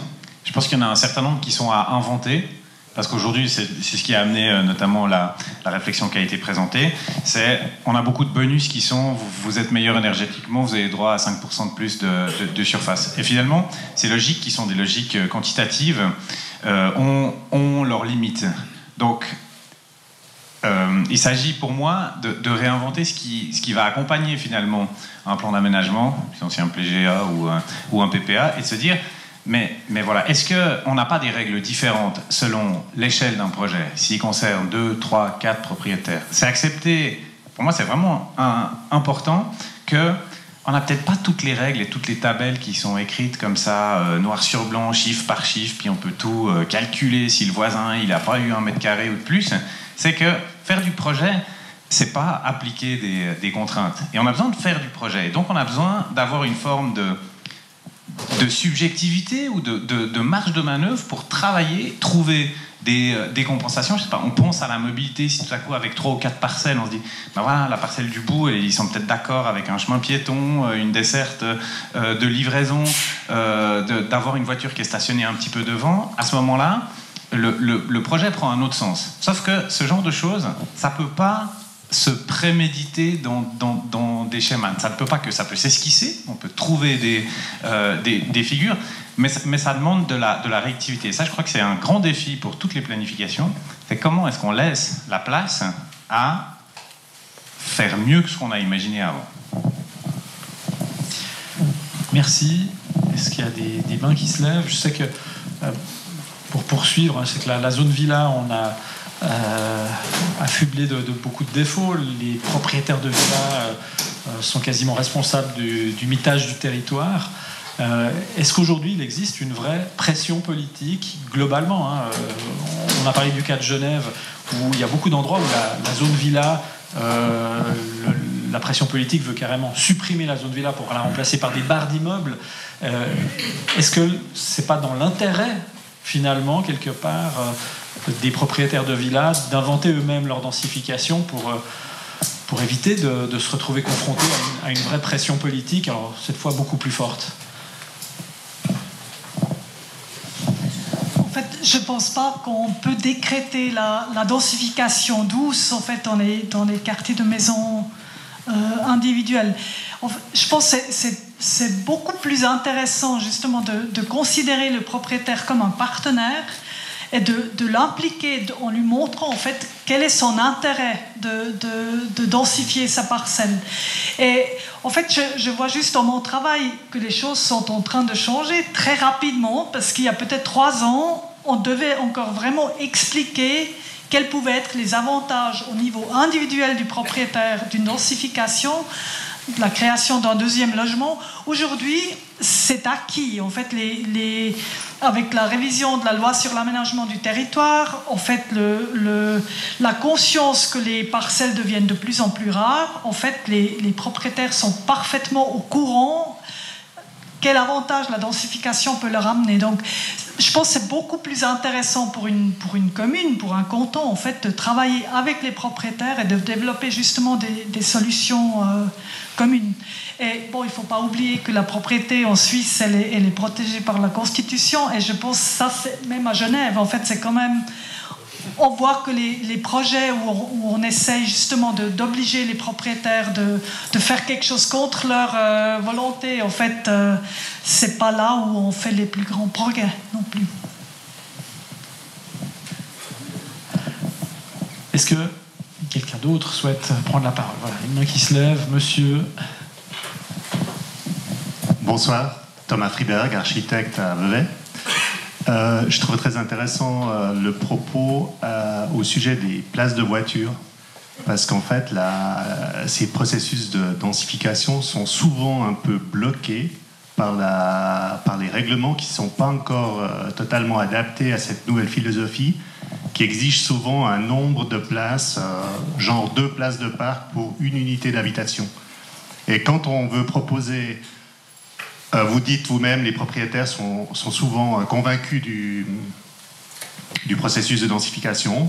Et quand on analyse le règlement communal, on remarque assez vite qu'en rajoutant un appartement, on va se retrouver confronté à devoir loger sur une parcelle 4 places de parc, alors qu'il y en avait 2 avant, parce qu'on veut rajouter une unité d'habitation.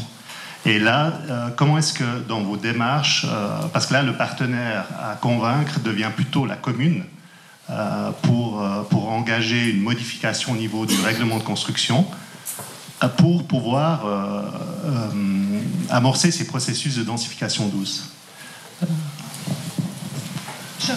J'y réponds. Allez-y, Madame Bayala, c'est vous qui avez le micro. Oui, en fait...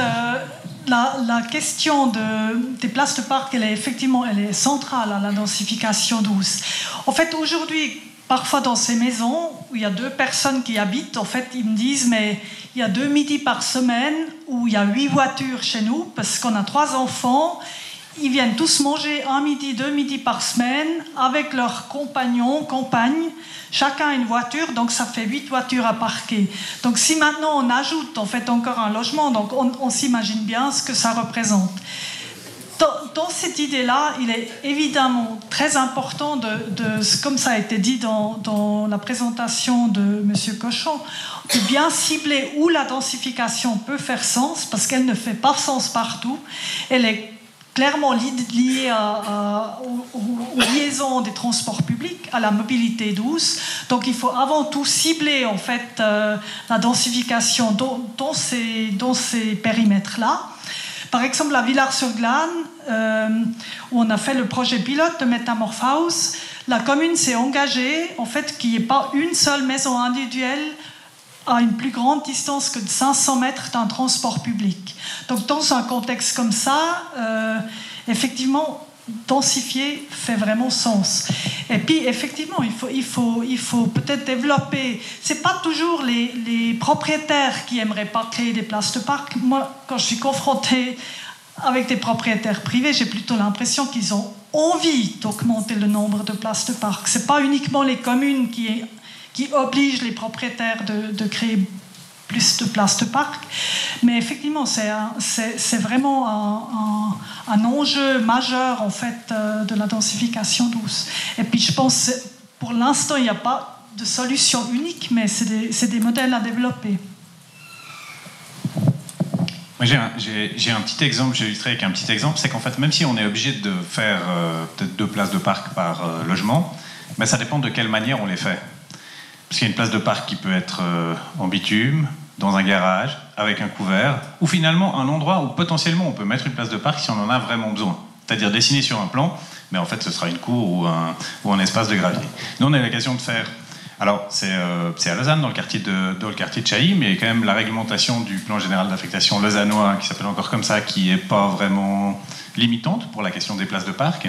Et dans le processus de projet, avec la participation des habitants, il a été décidé que finalement les besoins réels en mobilité étaient inférieurs à ceux qui étaient prévus par la réglementation. Donc ça permettait de ne pas créer un sous-sol, qui coûte très cher, de dessiner des places dans des aménagements extérieurs, mais sachant qu'il y aurait, dans les faits, que la moitié des places qui seraient utilisées. Ce qui veut dire que dans ce cas de figure-là, la cour, elle est vraiment une cour, parce que c'est qu'occasionnellement qu'il y a des voitures qui viennent dedans. Donc voilà, ça peut être aussi... C'est pour ça que là, il y a des réponses qui sont multiples. On peut à la fois dire, on peut baisser les quotas de places de parc qui sont imposées, ou se dire, il y a peut-être des places de parc qui sont utilisées très souvent, d'autres occasionnellement, et du coup on les fait pas toutes de la même manière, ou en tout cas avec une réversibilité des usages possibles différents, parce qu'aussi les modes de vie évoluent, et tout n'évolue pas exactement au même rythme. Les réglementations n'évoluent pas forcément au même rythme que les modes de vie. Alors encore une main qui se lève, je vais venir vers vous. Monsieur, après, ce sera au tour de madame, j'essaie de vous donner la parole dans l'ordre dans lequel vous avez levé la main. Monsieur, merci de vous présenter. Jean-François Fornet, je viens du No Man's Land entre les communes de Vevey et de Saint-Légier, c'est-à-dire sur les Hauts, Palu, Gustave Doré. Alors, c'était une très belle présentation, je trouve magnifique. Vous avez parlé aussi de Genève. Si on refait l'histoire, lors de la révocation de l'édit de Nantes, la ville de Genève, je crois, plus de la moitié des bâtiments ont été surélevés. Donc, on a fait de la densification, on a été contraint par l'histoire. C'est magnifique. Ensuite, si je prends mon petit quartier, on est dans le concret. On a, au cours des 5 dernières années, eu 4 cas de densification dont une famille est présente dans la salle. Et cette densification, à mon avis, s'est très bien passée. Ça s'est bien intégré. Il n'y a pas eu de problème. Je dirais que étant lancé, ça va peut-être continuer là-dessus. Alors vous me direz, mais tout va bien dans le meilleur des mondes, qu'est-ce qu'il vient dire ce monsieur ce soir? Alors, vous avez parlé de mobilité, avant on a parlé de place de parc, on a parlé de tout plein de choses, infrastructures, l'action du public, etc. Alors, quand je parle des 4 maisons qui ont été densifiées, eh bien, je sais que dans ces gens, il y a aussi plein de gens qui utilisent les transports publics. Et nous avons actuellement, si on prend la ville de Vevey, des transports parallèles au lac, la voie CFF, le trolleybus, etc. Puis vous avez une dorsale qui monte, qui est le petit train, le tortillard qui va à Blonay. Et puis, on se trouve dans une situation où, au 1er juillet, le tortillard s'arrête toutes les 450 mètres en moyenne de Blonay, et puis à Hauteville, boum, il va s'arrêter, alors qu'il vient justement en zone urbaine densifiée, et sur 2,5 km, il ne s'arrête plus, ça devient un TGV. que font nos autorités. En plus, vous avez parlé des petits cheminements piétonniers. Alors j'habite, nous avons créé à l'époque un accès à une gare. On a même payé 5 000 francs à l'époque, il y a 40 ans. Vous pensez bien qu'aujourd'hui, ça doit valoir au moins 50 000 francs. Alors, la compagnie ferroviaire va nous mettre un beau treillis, peut-être même des barbelés, parce qu'on est tellement contre que, je ne sais pas, peut-être même des miradors, je ne sais pas. Mais, et ensuite, nos braves voisins, ils ne pourront plus utiliser ce cheminement, parce qu'il n'y aura plus de nécessité. Alors, je trouve ça vraiment dommage. Et la balle, là, elle est dans le camp des autorités communales. Et M. Rivier me connaît bien. Et j'aimerais bien entendre si ce soir, il a quelque chose de nouveau à me dire. Merci, monsieur. Alors, M. Rivier. Voilà, merci, M. Fournet, pour votre question, que je connais, dans le fond. J'ai entendu à plusieurs reprises, mais pour situer le problème, la question est la suivante, c'est que nous avons l'interdiction d'utiliser une gare qui est devenue démodée et qui n'est plus sécuritaire. C'est la raison pour laquelle nous cherchons à adapter cette voie, et on comprend très bien la nécessité de garder cette voie de communication. D'ailleurs, il est prévu, M. Fournet, une nouvelle gare qui se trouvera à environ, on a dit 500 mètres tout à l'heure, hein, à moins de 500 mètres de la gare de Cly. Donc, ça veut dire qu'on a quand même réfléchi à ce problème et qu'on va bien sûr ménager ce transport public qui est essentiel pour ce quartier. Si, comme j'ai la parole, Madame Bayler, j'aimerais juste vous poser une question, si vous permettez. J'ai trouvé votre première présentation, votre premier projet extrêmement intéressante, avec, on pourrait dire, un rhabillement de cette maison. Et je me suis dit qu'il faut être absolument génial pour réfléchir en ces termes, pour trouver ces solutions. Comment faites-vous? En fait, c'est pas moi l'architecte de ce projet. En fait, les deux exemples que j'ai montrés sont issus d'un livre en fait, que j'ai fait sur le potentiel de densification qui s'appelle aussi Métamorphose. Parce que je me suis dit, en fait, c'est intéressant d'aller voir comment les propriétaires transforment déjà leur maison et de documenter en fait ce travail. Donc, j'ai systématiquement parlé avec toutes les générations, tous les ménages qui vivent dans ces maisons pour aussi comprendre en fait qu'est-ce qui fait la qualité, qu'est-ce qui empêche parfois la cohabitation. Et en fait, donc c'est pas moi l'architecte, mais effectivement dans cet exemple-là, c'est un exemple intéressant qui permet clairement de montrer en fait ce potentiel dans les maisons. Mais il faut aussi dire que le règlement dans cette commune en fait a permis d'aménager 3 étages, ce qui n'est pas du tout le cas dans beaucoup de communes. Donc le règlement, c'est quand même aussi en fait le fondement de la densification. Voilà. Merci Madame Bayela. Il y avait une question de Madame. Je vous donne le micro. Oui, Thérèse Détra de Vevey. Je remercie tout d'abord la ville de Vevey pour l'organisation de ces séances, telles que celle de ce soir, sur cette densification. Moi, j'ai une petite question. Comment la ville est prête pour créer cette densification à Vevey? Par exemple, notamment en ajoutant un étage habitable. Et puis, ma deuxième question, ce serait de savoir à peu près à quel horizon le PGA de notre région est-il prévu? C'est encore des questions qui s'adressent plutôt aux autorités. Alors, M. Rivier va amener à répondre. Très habilement, M. Rivier, il va passer la parole à ses urbanistes. On a 2 urbanistes de notre service. Est-ce que vous pouvez répondre à la première question? Dans quel horizon de temps est-ce qu'on peut imaginer cette densification de ces quartiers? Réponse de Gilles Grosjean. Oui, merci, merci pour le micro. Non, je pense qu'il n'y a pas d'horizon temporel. Ça va se faire petit à petit. Et je dirais en partenariat. Par contre, effectivement, on a quand même un plan général d'affectation qui va devenir 4 plans d'affectation, parce que maintenant ça s'appelle toujours plan d'affectation, qu'ils soient généraux ou pas. Et puis il y en a un des 4, mais on parle beaucoup de Charmontel, enfin, le plateau de Saint-Martin, mais il y a aussi des villas dans le deuxième cadran, qui est le plan dessous. On n'en parle pas assez, mais enfin bon, voilà. Peut-être qu'il y a quelqu'un qui souhaite aussi, disons, développer un petit peu pour vivre autrement, qu'on le faisait encore dans les années 60, avec la haie de Thuya, le garage, la niche, le chien. Bon, voilà. Et oui, les mœurs ont un peu évolué. Ça, c'est la question que j'aimerais vous poser tout à l'heure. C'est une question d'individualisation et mutualisation. Je ne sais pas exactement où on en est aujourd'hui. Mais pour revenir sur votre question, on y arrivera tranquillement pour ce qui concerne le plateau de Charmontel en 2022, d'après nos prévisions, parce qu'on doit procéder par cadran. Donc on a un premier cadran qui est le PA1, qui est plan dessus, qui pose vraiment la majorité des problèmes à Vevey, puisque c'est là que pratiquement la moitié du développement de la ville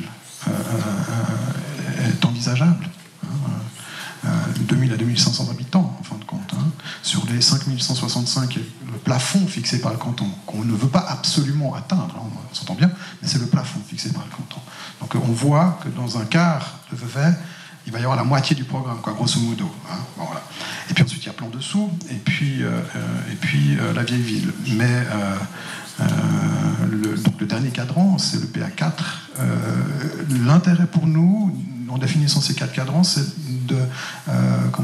d'avoir la souplesse pour intervenir au bon moment, au bon endroit. Donc peut-être que le PA4 deviendra le PA3, parce que d'ici 2022, on aura le temps d'y repenser.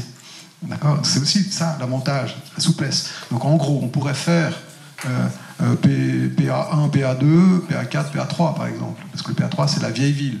Si vous voulez, il n'y a pas d'urgence à redéfinir absolument les règles d'urbanisation de la vieille ville. Elle est déjà quand même largement urbanisée. Tandis que Charmontel présente des enjeux plus importants.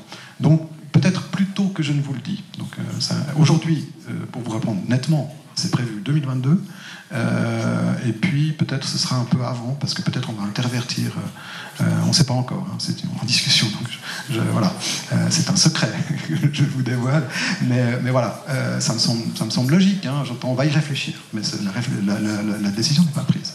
Ceci dit, il faudra que ça arrive ni trop tôt ni trop tard. C'est-à-dire qu'aujourd'hui, on a pas mal de demandes pour densifier de manière raisonnable. Je pense en particulier à rendre les combles habitables, qui n'est pas possible vraiment partout en termes réglementaires, raison pour laquelle la police des constructions qui applique le règlement dit non, voilà, et puis elle se fait à l'occasion désavouer par la CDAP. Et donc on aimerait pouvoir faire preuve de générosité. C'est-à-dire qu'on aimerait pouvoir faire preuve de cette générosité-là. C'est-à-dire que quand finalement le droit des tiers n'est pas vraiment touché, enfin voilà, quand il s'agit de choses raisonnables, visiblement, on aimerait pouvoir ne pas nous-mêmes être encouplés par un règlement trop coercitif. Et donc voilà, définir ces marges de manœuvre. Et par ailleurs, et j'en termine par là, en Suisse allemande, les autorités ont beaucoup plus un rôle d'ombudsman, si vous voulez, de médiateur, de conciliateur. Ici, en Suisse romande, et en particulier à Genève, Genève c'est le pire, je crois, vraiment les lois sont faites pour que les gens s'affrontent comme ça dans les interprétations à n'en plus finir, quoi, théologiques, structurelles, etc. Je veux dire, ça n'en finit pas, on passe des années à discuter de tout ça pour finir avec des frais d'avocat, finalement. Bon, voilà. Et donc, nous, on aimerait mieux construire, quoi, aussi pour les gens. Et donc, si vous voulez, la question, voilà, j'espère avoir répondu à votre question, fondamentalement. Pardon ?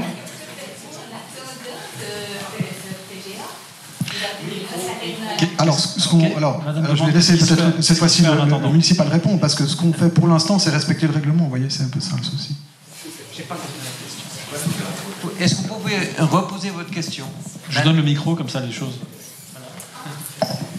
Comment vous agissez en attendant que le PGA soit en vigueur, c'est-à-dire aux alentours de 2022? Est-ce que vous appliquez l'ancien règlement? Est-ce que vous êtes permissif? Ou est-ce qu'on va, comme monsieur disait tout à l'heure dans l'exposé de conclusion, aller plus loin que son bon droit? Ça, j'ai bien retenu, non? Comment vous agissez? C'est appliquer l'ancien règlement. Administratif, pour le coup, c'est plus administratif que politique. Oui, nous si vous voulez, on respecte le règlement, quoi. Je veux dire, voilà. C'est juste, on n'a juste pas le choix du tout. Mais, disons, comment dire, on se permet de rester intelligent. Donc les marges de manœuvre et les dérogations qui sont possibles, j'entends, on essaie de les mettre en pratique.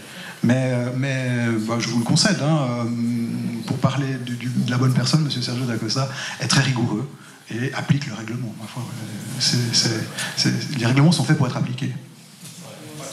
Il y avait Gaël Cochon qui... Oui, je voulais juste réagir sur 3 choses. Une des choses qu'a démontré la présentation de Mme Beyeler, c'est que même à partir de 30 mètres carrés, il y a des possibilités d'évolution qui existent. Et ces réserves, elles existent quasiment sur 75% des parcelles existantes. 2, on peut réfléchir aujourd'hui, mais l'intérêt, c'est aussi de réfléchir demain. Tout ce qui a été présenté aujourd'hui montre que c'est intéressant de garder une réserve et une évolution possible d'un bâtiment. Donc il y a des choses qu'on peut faire aujourd'hui qui ne rendront pas impossible d'autres choses demain. C'est pour ça qu'il faut avoir une très bonne connaissance de finalement on est dans quelle situation dans mon bâtiment sur ma parcelle. Et puis sur la troisième chose, vu que j'avais parlé de bon droit, c'était pas dans l'optique d'obtenir des dérogations. Par exemple, on a le droit de se clôturer autour de sa parcelle. Et à ce moment-là, on applique le bon droit. Mais on a aussi le droit de se dire, même si on a aussi plutôt la possibilité de faire preuve d'une autre attitude que, bon, ben voilà, je délimite ma limite, je me ferme, en disant, bah là, je vais peut-être la laisser ouverte, et même si ces mètres carrés de terrain sont à moi, peut-être que d'autres peuvent y venir occasionnellement. C'est plus dans ce sens-là que je faisais cette réflexion. Merci. Alors, il y a les mains qui commencent à se lever. On va être ensemble encore une bonne vingtaine de minutes, donc c'est le moment où il va falloir prendre sa chance, parce que ça va être un peu plus compliqué. Alors, dans l'ordre, il y a monsieur qui avait levé la main. Oui, merci. Gontier, des conseils communal à Vevey. Bon, tout ça nous sera extrêmement utile, effectivement, dans la suite de l'élaboration des plans d'affectation, pour commencer du plan directeur. C'est très intéressant ce qui était dit ce soir. Après ça, on a dit beaucoup de mal des quartiers de villa ou des zones villa, comme zone villa, comme dans la zone. Tout ce mal n'est peut-être pas forcément injuste. Donc, la question que je me pose, c'est la question de l'échelle. La densification douce d'une parcelle ou d'une maison, ça peut rester dans la zone villa. Est-ce que la densification telle que le dernier intervenant en a parlé, c'est pas justement l'enjeu de transformer des zones villa en quartiers de villa avec des possibilités, des incitations à la vie de quartier, justement? Alors, c'est justement le but. Ce qu'on reproche au quartier de villa, c'est les logiques individuelles strictes. Et puis, quand on peut prendre un peu de la hauteur, il y a plein de caractéristiques. Il y a aussi des très belles maisons patrimoniales. On voit que les villas, disons que c'est la fin du 19e, les années 20, 30, il y a des très belles parcelles aussi. Alors, l'intimité, elle était gérée par la distance. Donc, il y a des très beaux tissus pavillonnaires où il n'y a pas de haies, il y a des beaux vergers. Il y a peut-être une trentaine de mètres entre les maisons, alors qu'aujourd'hui, il y a une douzaine de mètres. Donc c'est vrai qu'il y a aussi toutes ces règles d'intimité qui font qu'à un moment donné, on fixe des limites en fonction de ce qu'on a envie de vivre, est-ce qu'on est prêt à s'ouvrir ou pas. Et c'est ça toute la difficulté. Tout ça pour dire que avec l'aide de la commune et puis aussi des mandataires, c'est de se prendre de la hauteur, c'est de qualifier une identité, faire prendre conscience aux propriétaires qu'au-delà de leur voie de desserte, qu'on peut effet tunnel, hein, je sors de l'autoroute, je prends les routes de desserte, je suis canalisé par les haies de tuyage, j'ouvre mon portail, je rentre dans mon garage et je suis chez moi. Finalement, c'est comme prendre un ascenseur. Donc, c'est-à-dire que peut-être des fois on reproche aussi qu'on soit dans un immeuble ou dans une zone villa, où sont les rapports de voisinage. Mais voilà, donc si dans cette anticipation, si dans l'avant-propos, c'est-à-dire mais mieux vaut anticiper que subir. Donc si on prend conscience de tous ces enjeux, tout d'un coup d'une identité, sachez que dans votre quartier de villa, il y a tel et tel patrimoine qu'on peut valoriser. Il y a peut-être un ruisseau qui a été canalisé, mais qu'on pourrait remettre à ciel ouvert. Le problème de parking, ça peut être une solution. On avait cette figure de transfert. Donc, s'il y a une coordination, il y a peut-être sur un ensemble d'une centaine ou même peut-être un peu moins d'une quinzaine de propriétaires. Si les enjeux sont bien compris, il peut y avoir un transfert de droit, donc on perd pas de droit, si ce n'est peut-être sa position géographique sur son bout de terrain, mais si on sait qu'on est ailleurs dans un environnement assuré de qualité, pourquoi pas effectivement de créer des espaces, soit pour une place de jeu, ou un parking très bien positionné, qui permet de regrouper finalement l'ensemble des propriétaires avec un réseau de petites dessertes. Et voilà, donc tout d'un coup, il y a une thématique, on raconte une histoire dans le quartier, et puis après, l'enjeu, c'est de fédérer l'ensemble des propriétaires dans cette histoire. Alors, au départ, il y aura peut-être 4, 5, une dizaine d'histoires, et puis ensuite, avec la répétition, on affine, les gens aussi apprennent à se connaître, et puis c'est aussi vraiment un processus intéressant dans le vivre ensemble. Voilà. Gaël Cochon. Oui, juste peut-être pour compléter, en fait, les possibilités, elles existent déjà. On a vu à travers les exemples que ce qui paraissait peut-être compliqué à une certaine époque, c'est-à-dire d'avoir plus qu'un logement sur une parcelle qui était attribuée à une famille, on retrouve presque des structures sur le mode de fonctionnement social des fermes où il y avait un petit logement, un plus grand logement, et on est en fait plusieurs logements de la même famille sur une même parcelle. Et en fait, c'est peut-être toute une question de jusqu'où doit aller la collectivité publique et jusqu'où doit aller le privé, mais il n'est absolument pas interdit à 10 propriétaires de monter une société coopérative pour valoriser leur terrain, qui leur permettra, avec les droits à bâtir qu'ils ont en commun, parce qu'ils les ont tous juste pas utilisés jusqu'au bout aujourd'hui, d'après ce que leur donne le règlement, certainement de construire un nouvel immeuble qui pourront valoriser. Donc voilà, ça c'est aussi la question, est-ce qu'on fait tout seul, est-ce qu'on fait à plusieurs, et je crois que, voilà, encore une fois, les possibilités, elles existent, faut être inventif de tous les côtés, des côtés des collectivités, des côtés des privés aussi. Des fois, l'impulsion, elle doit venir d'un côté ou d'un autre, mais voilà, concrètement, en fait, il y a des choses qu'on peut faire, déjà maintenant. Merci, je me suis déplacé de ce côté-ci de la salle, parce que j'ai vu qu'il y avait des mains qui se levaient par là. Voilà, madame. Bonsoir, Sylvia Hicher, à Charmontel. J'imagine, 1er janvier 2022, cette plan d'affectation, c'est une obligation, c'est une recommandation. Il se passe quoi concrètement ? Alors voilà, donc concrètement, actuellement, la commune possède un règlement sur les constructions, le règlement sur les constructions de la ville de Vevey, auquel sont associés les plans d'affectation. D'accord ? Donc au sens strict du terme, c'est pas un PGA, c'est des plans illustratifs du règlement sur les constructions de Vevey. Voilà. Mais ça a valeur de PGA. Voilà, appelons ça comme ça pour simplifier. Il est aujourd'hui assez vieux finalement. Je dis pas percu, caduc, obsolète. Il est assez vieux. Vraiment, on voit bien qu'il y a du toilettage à faire, quoi, minimum. Et puis il y a aussi toute une série de plans de quartier. Il y en a environ 70. Dont au moins la moitié sont complètement réalisés, et puis un certain nombre encore, disons, doivent être supprimés parce qu'ils n'ont plus de raison d'être, etc., ou complétés. Enfin bon, voilà. Donc tout ça, c'est réglementaire, c'est obligatoire. Donc enfin, ces choses dont je vous parle, ces règlements, ils existent, ils sont tout à fait opposables aux tiers, appliqués par la police des constructions, etc., etc.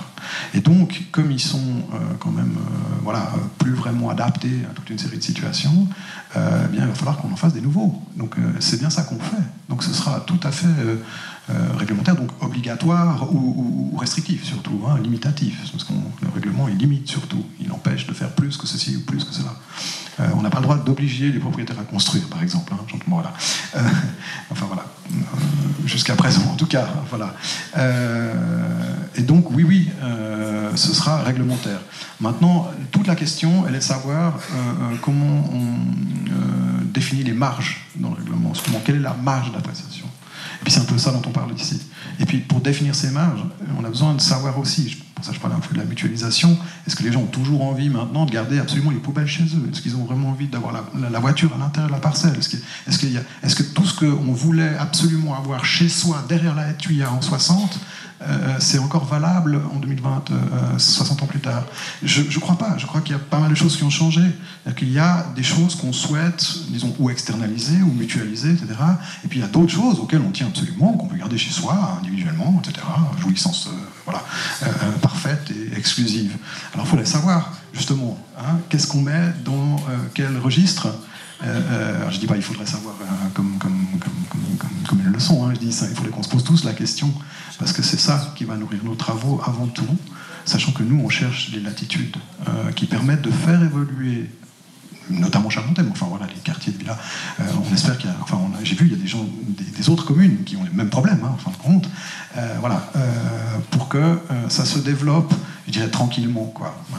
C'est pas la révolution. Moi j'ai vu aussi à Lausanne, à Genève, à Nyon, tout d'un coup, le problème inverse, c'est que les pouvoirs publics, les autorités, les administrations, à un moment donné, ils disent il faut absolument qu'on développe, qu'on intensifie, et on va faire de la zone machin, quoi, de 25 mètres à Corniche, avec des immeubles pas possibles, 2,5 de densité, puis ça à côté des villas.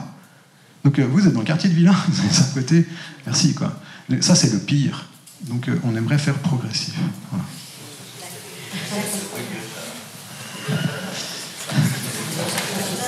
Alors, Henriette Beyeler voulait encore compléter. J'aimerais juste ajouter quelque chose par rapport à cette idée de progressivité. En fait, c'est elle seule qui permet une certaine continuation dans ces quartiers. En fait, c'est pas uniquement les chiffres de construction qui permettent de casser une volumétrie donnée, mais parfois aussi la question de qui investit. En fait, on a vu que quand c'est les propriétaires qui habitent sur place, qui transforment leur maison, même s'ils densifient au maximum leurs droits, les solutions qu'ils trouvent sont souvent plus harmonieuses que quand c'est un promoteur qui, suite à une succession, rachète une parcelle, démolit la maison et densifie au maximum. Donc la question de qui va construire, elle est assez cruciale. Donc c'est un encouragement pour les propriétaires de se dire on est un acteur important pour la préservation de la qualité de ces quartiers. Merci. Monsieur Noëllo, architecte à Vevey. J'avais une question au conférencier. En voyant la palette, l'étendue de la diversité des objets qui sont présentés à travers ces processus de recomposition, et en entendant que finalement aussi les communes, les villes tendent à se doter de réglementation, d'une documentation, d'un cadre pour maîtriser leur développement. Finalement, quels sont les meilleurs outils pour arriver à un développement qui soit qualitativement aussi élevé que ce que vous avez montré? C'est-à-dire, est-ce que le règlement, ou un règlement de qualité, ou un règlement très épais suffit aujourd'hui? Ou est-ce qu'il ne faut pas aussi peut-être, comme on remet en question finalement le mode de planification ou le mode de densification, mettre en question les structures qui abordent ces densifications, ces propositions, c'est-à-dire des commissions, des services, effectivement, ou de quelle manière finalement vous voyez la chose, de quelle manière vous voyez l'équilibre entre les différents interlocuteurs, parce que c'est une question finalement de dialogue entre les différents interlocuteurs. Comment est-ce que finalement, où est-ce que vous mettriez l'accent ou le poids pour qu'on arrive à des développements de qualité? Pour moi, c'est une question de culture, et ça dépend à quel horizon on se projette. Dans l'idéal, il faudrait ne pas avoir de règlement et faire à chaque fois le projet le plus intelligent possible. Donc bon, il se trouve que un règlement pose un certain cadre qui permet quand même d'avoir quelques repères. Et la difficulté, c'est de trouver le bon niveau entre deux. Par exemple, un règlement qui a des règles géométriques de distance à des parcelles, de formalisme, de volumétrie, voilà, pour les personnes qui ont fait du projet, enfin qui sont confrontées après à faire des volumétries dedans, c'est extrêmement restrictif, c'est très peu inventif, et ça permet peu d'aller chercher de la qualité. Ça pousse à retrouver un peu un traditionnalisme d'une forme. Donc, et à bourrer un gabarit, passez-moi l'expression. Des règlements qui donne plutôt des règles de quantité, de mètres carrés, d'un indice, d'une verdure ou d'une proportion d'espace vert à conserver, vont, pour moi, être plutôt dans un objectif, justement dans un esprit d'objectif à atteindre, en laissant la possibilité d'avoir plusieurs manières d'y arriver, c'est-à-dire en ne présupposant pas forcément d'une forme archétypale ou d'une image d'Épinal qu'on peut avoir d'un projet. D'ailleurs, ce que je trouve intéressant de tout ce qui a été présenté aujourd'hui, me semble-t-il, c'est des projets qui sont très variés et qui se ressemblent dans l'échelle, mais se ressemblent peut-être pas du tout dans la forme. Et ça, je pense que c'est quelque chose qui est en train de venir, de dire on n'a pas forcément déjà une image préétablie de à quoi va ressembler un projet. En fait, le projet, il ressemblera à comment il va se développer. Et puis, d'un autre côté, peut-être, mais ça, c'est toute la difficulté à laquelle tout politique est confronté, de par la réaction de ses concitoyennes et ses concitoyens, c'est la question du précédent. Et je pense qu'il faut qu'on évolue, de manière générale, sur la question du précédent, et d'arrêter de dire « mais lui, il a pu faire ça, alors pourquoi est-ce que moi, je ne peux pas le faire ?» Parce que le contexte est toujours différent. Et une évolution de cette mentalité, elle est fondamentale pour ne pas rester toujours sur des logiques ou de droit acquis ou de « non, je ne veux pas créer cette situation-là, parce que sinon, ça va devenir un précédent ». C'est un des éléments qui va nous permettre d'évoluer dans notre manière d'augmenter la qualité du bâti, et peut-être que ça permettrait d'avoir sur certains aspects, des aspects qui sont peut-être laissés un petit peu ouverts dans des règlements en disant mais voilà, on a des commissions, en fait on a des commissions de personnes qui sont responsables de traiter des aspects qu'on ne peut pas uniquement traiter de manière quantitative ou réglementaire, mais avoir un petit peu de souplesse pour aller chercher de la qualité. Voilà, c'est mon opinion et je la partage évidemment. David Prudente voulait compléter. Alors, moi, je dirais qu'effectivement, l'acteur clé, c'est le propriétaire foncier. Et l'attitude, c'est est-ce que je suis propriétaire de 1000 francs le mètre carré, voire plus, en fonction des personnes qu'on n'a pas de gain, ou est-ce que je suis propriétaire d'une ressource qui est le sol, qui est un bien précieux et dont on est les gérants. Et ensuite, ce que je trouve assez beau dans tous les exemples, c'est que c'est un patrimoine. On lègue ça à des générations donc, qui ont des liens directs. Et c'est vrai qu'on a pu le constater essentiellement à Genève, c'est quand il y a l'appât du gain, il n'y a plus de règles morales. Et on fait n'importe quoi. Et ça, je pense, c'est l'essentiel. Et un autre acteur clé, c'est l'architecte. Et quand on voit certaines personnes agir sans critique, mais on se dit c'est dommage de passer à côté d'une opportunité, aussi bien pour les propriétaires que pour les architectes, et puis finalement, il y a une valeur financière aujourd'hui, parce que c'est vrai que la zone villa, notamment aussi dans le canton de Vaud, avec la réduction des zones, des droits à bâtir en fonction des 15 ans, c'est des gisements. Certains voient des mines d'or. Donc, une autre conférence, un conférencier disait qu'il se baladait dans la zone villa et les propriétaires disaient ah, mais elle vaut combien maintenant ma parcelle? Donc, si on a une attitude comme ça, c'est clair que ça va être difficile de faire de la qualité. Et je pense que l'essentiel, c'est une prise conscience dans le patrimoine, et on fait partie dans tout ce que je lègue. C'est mieux savoir ce qu'on donne plutôt qu'on va recevoir, parce qu'on reçoit, finalement, c'est souvent vite parti. Voilà. Merci David Prudente. J'avais encore deux personnes qui lèvent encore la main de ce côté. Monsieur. Bonsoir, Ambroise Méan, conseiller communal à Vevey.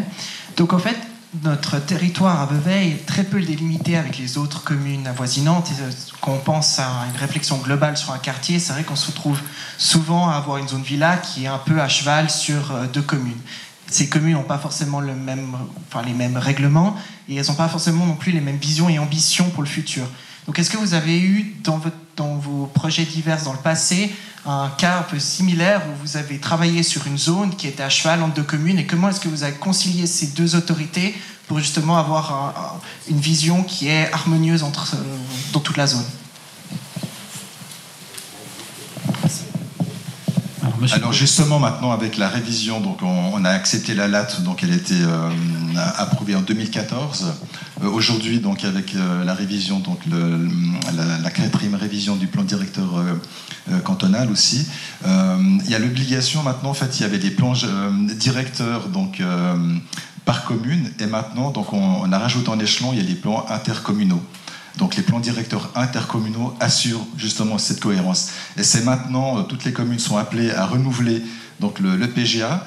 Pour une commune, le plan directeur n'est plus obligatoire. Ce qui est obligatoire, c'est vraiment s'il y a une agglomération, c'est le plan directeur intercommunal. Et c'est dans ce cadre-là qu'effectivement des lignes directrices, une cohérence d'ensemble peut avoir lieu, et d'où l'importance de travailler à ces différentes échelles du territoire. C'est-à-dire qu'on peut maintenant mieux se situer par rapport à ces orientations et avoir des volontés communes, plutôt que individuelles strictes par parcelle ou par commune. Donc finalement, à chaque échelle du territoire, on se pose quasiment les mêmes questions. Merci.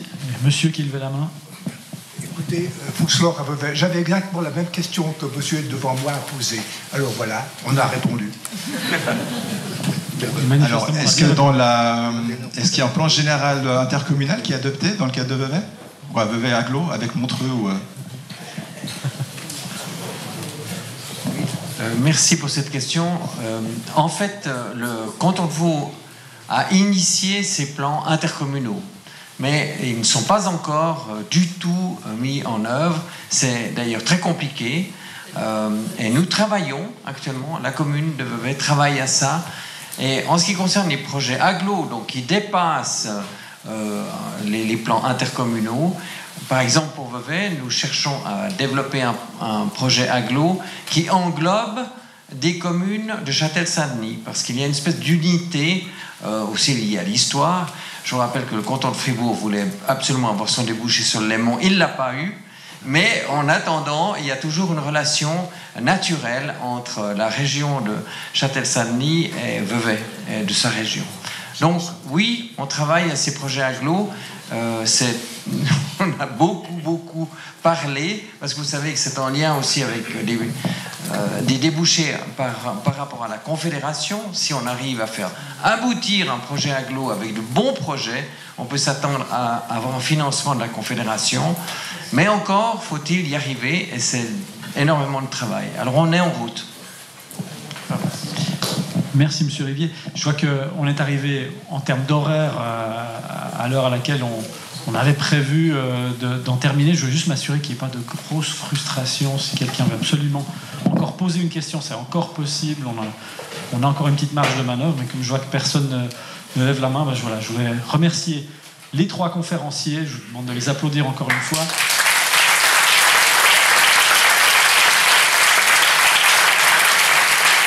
Et puis, deux rappels. Donc, encore une fois, si vous souhaitez recevoir plus d'informations, être tenu au courant de ce que la ville de Vevey organise en matière d'urbanisme et d'aménagement, vous pouvez remplir ce formulaire avant de quitter la salle.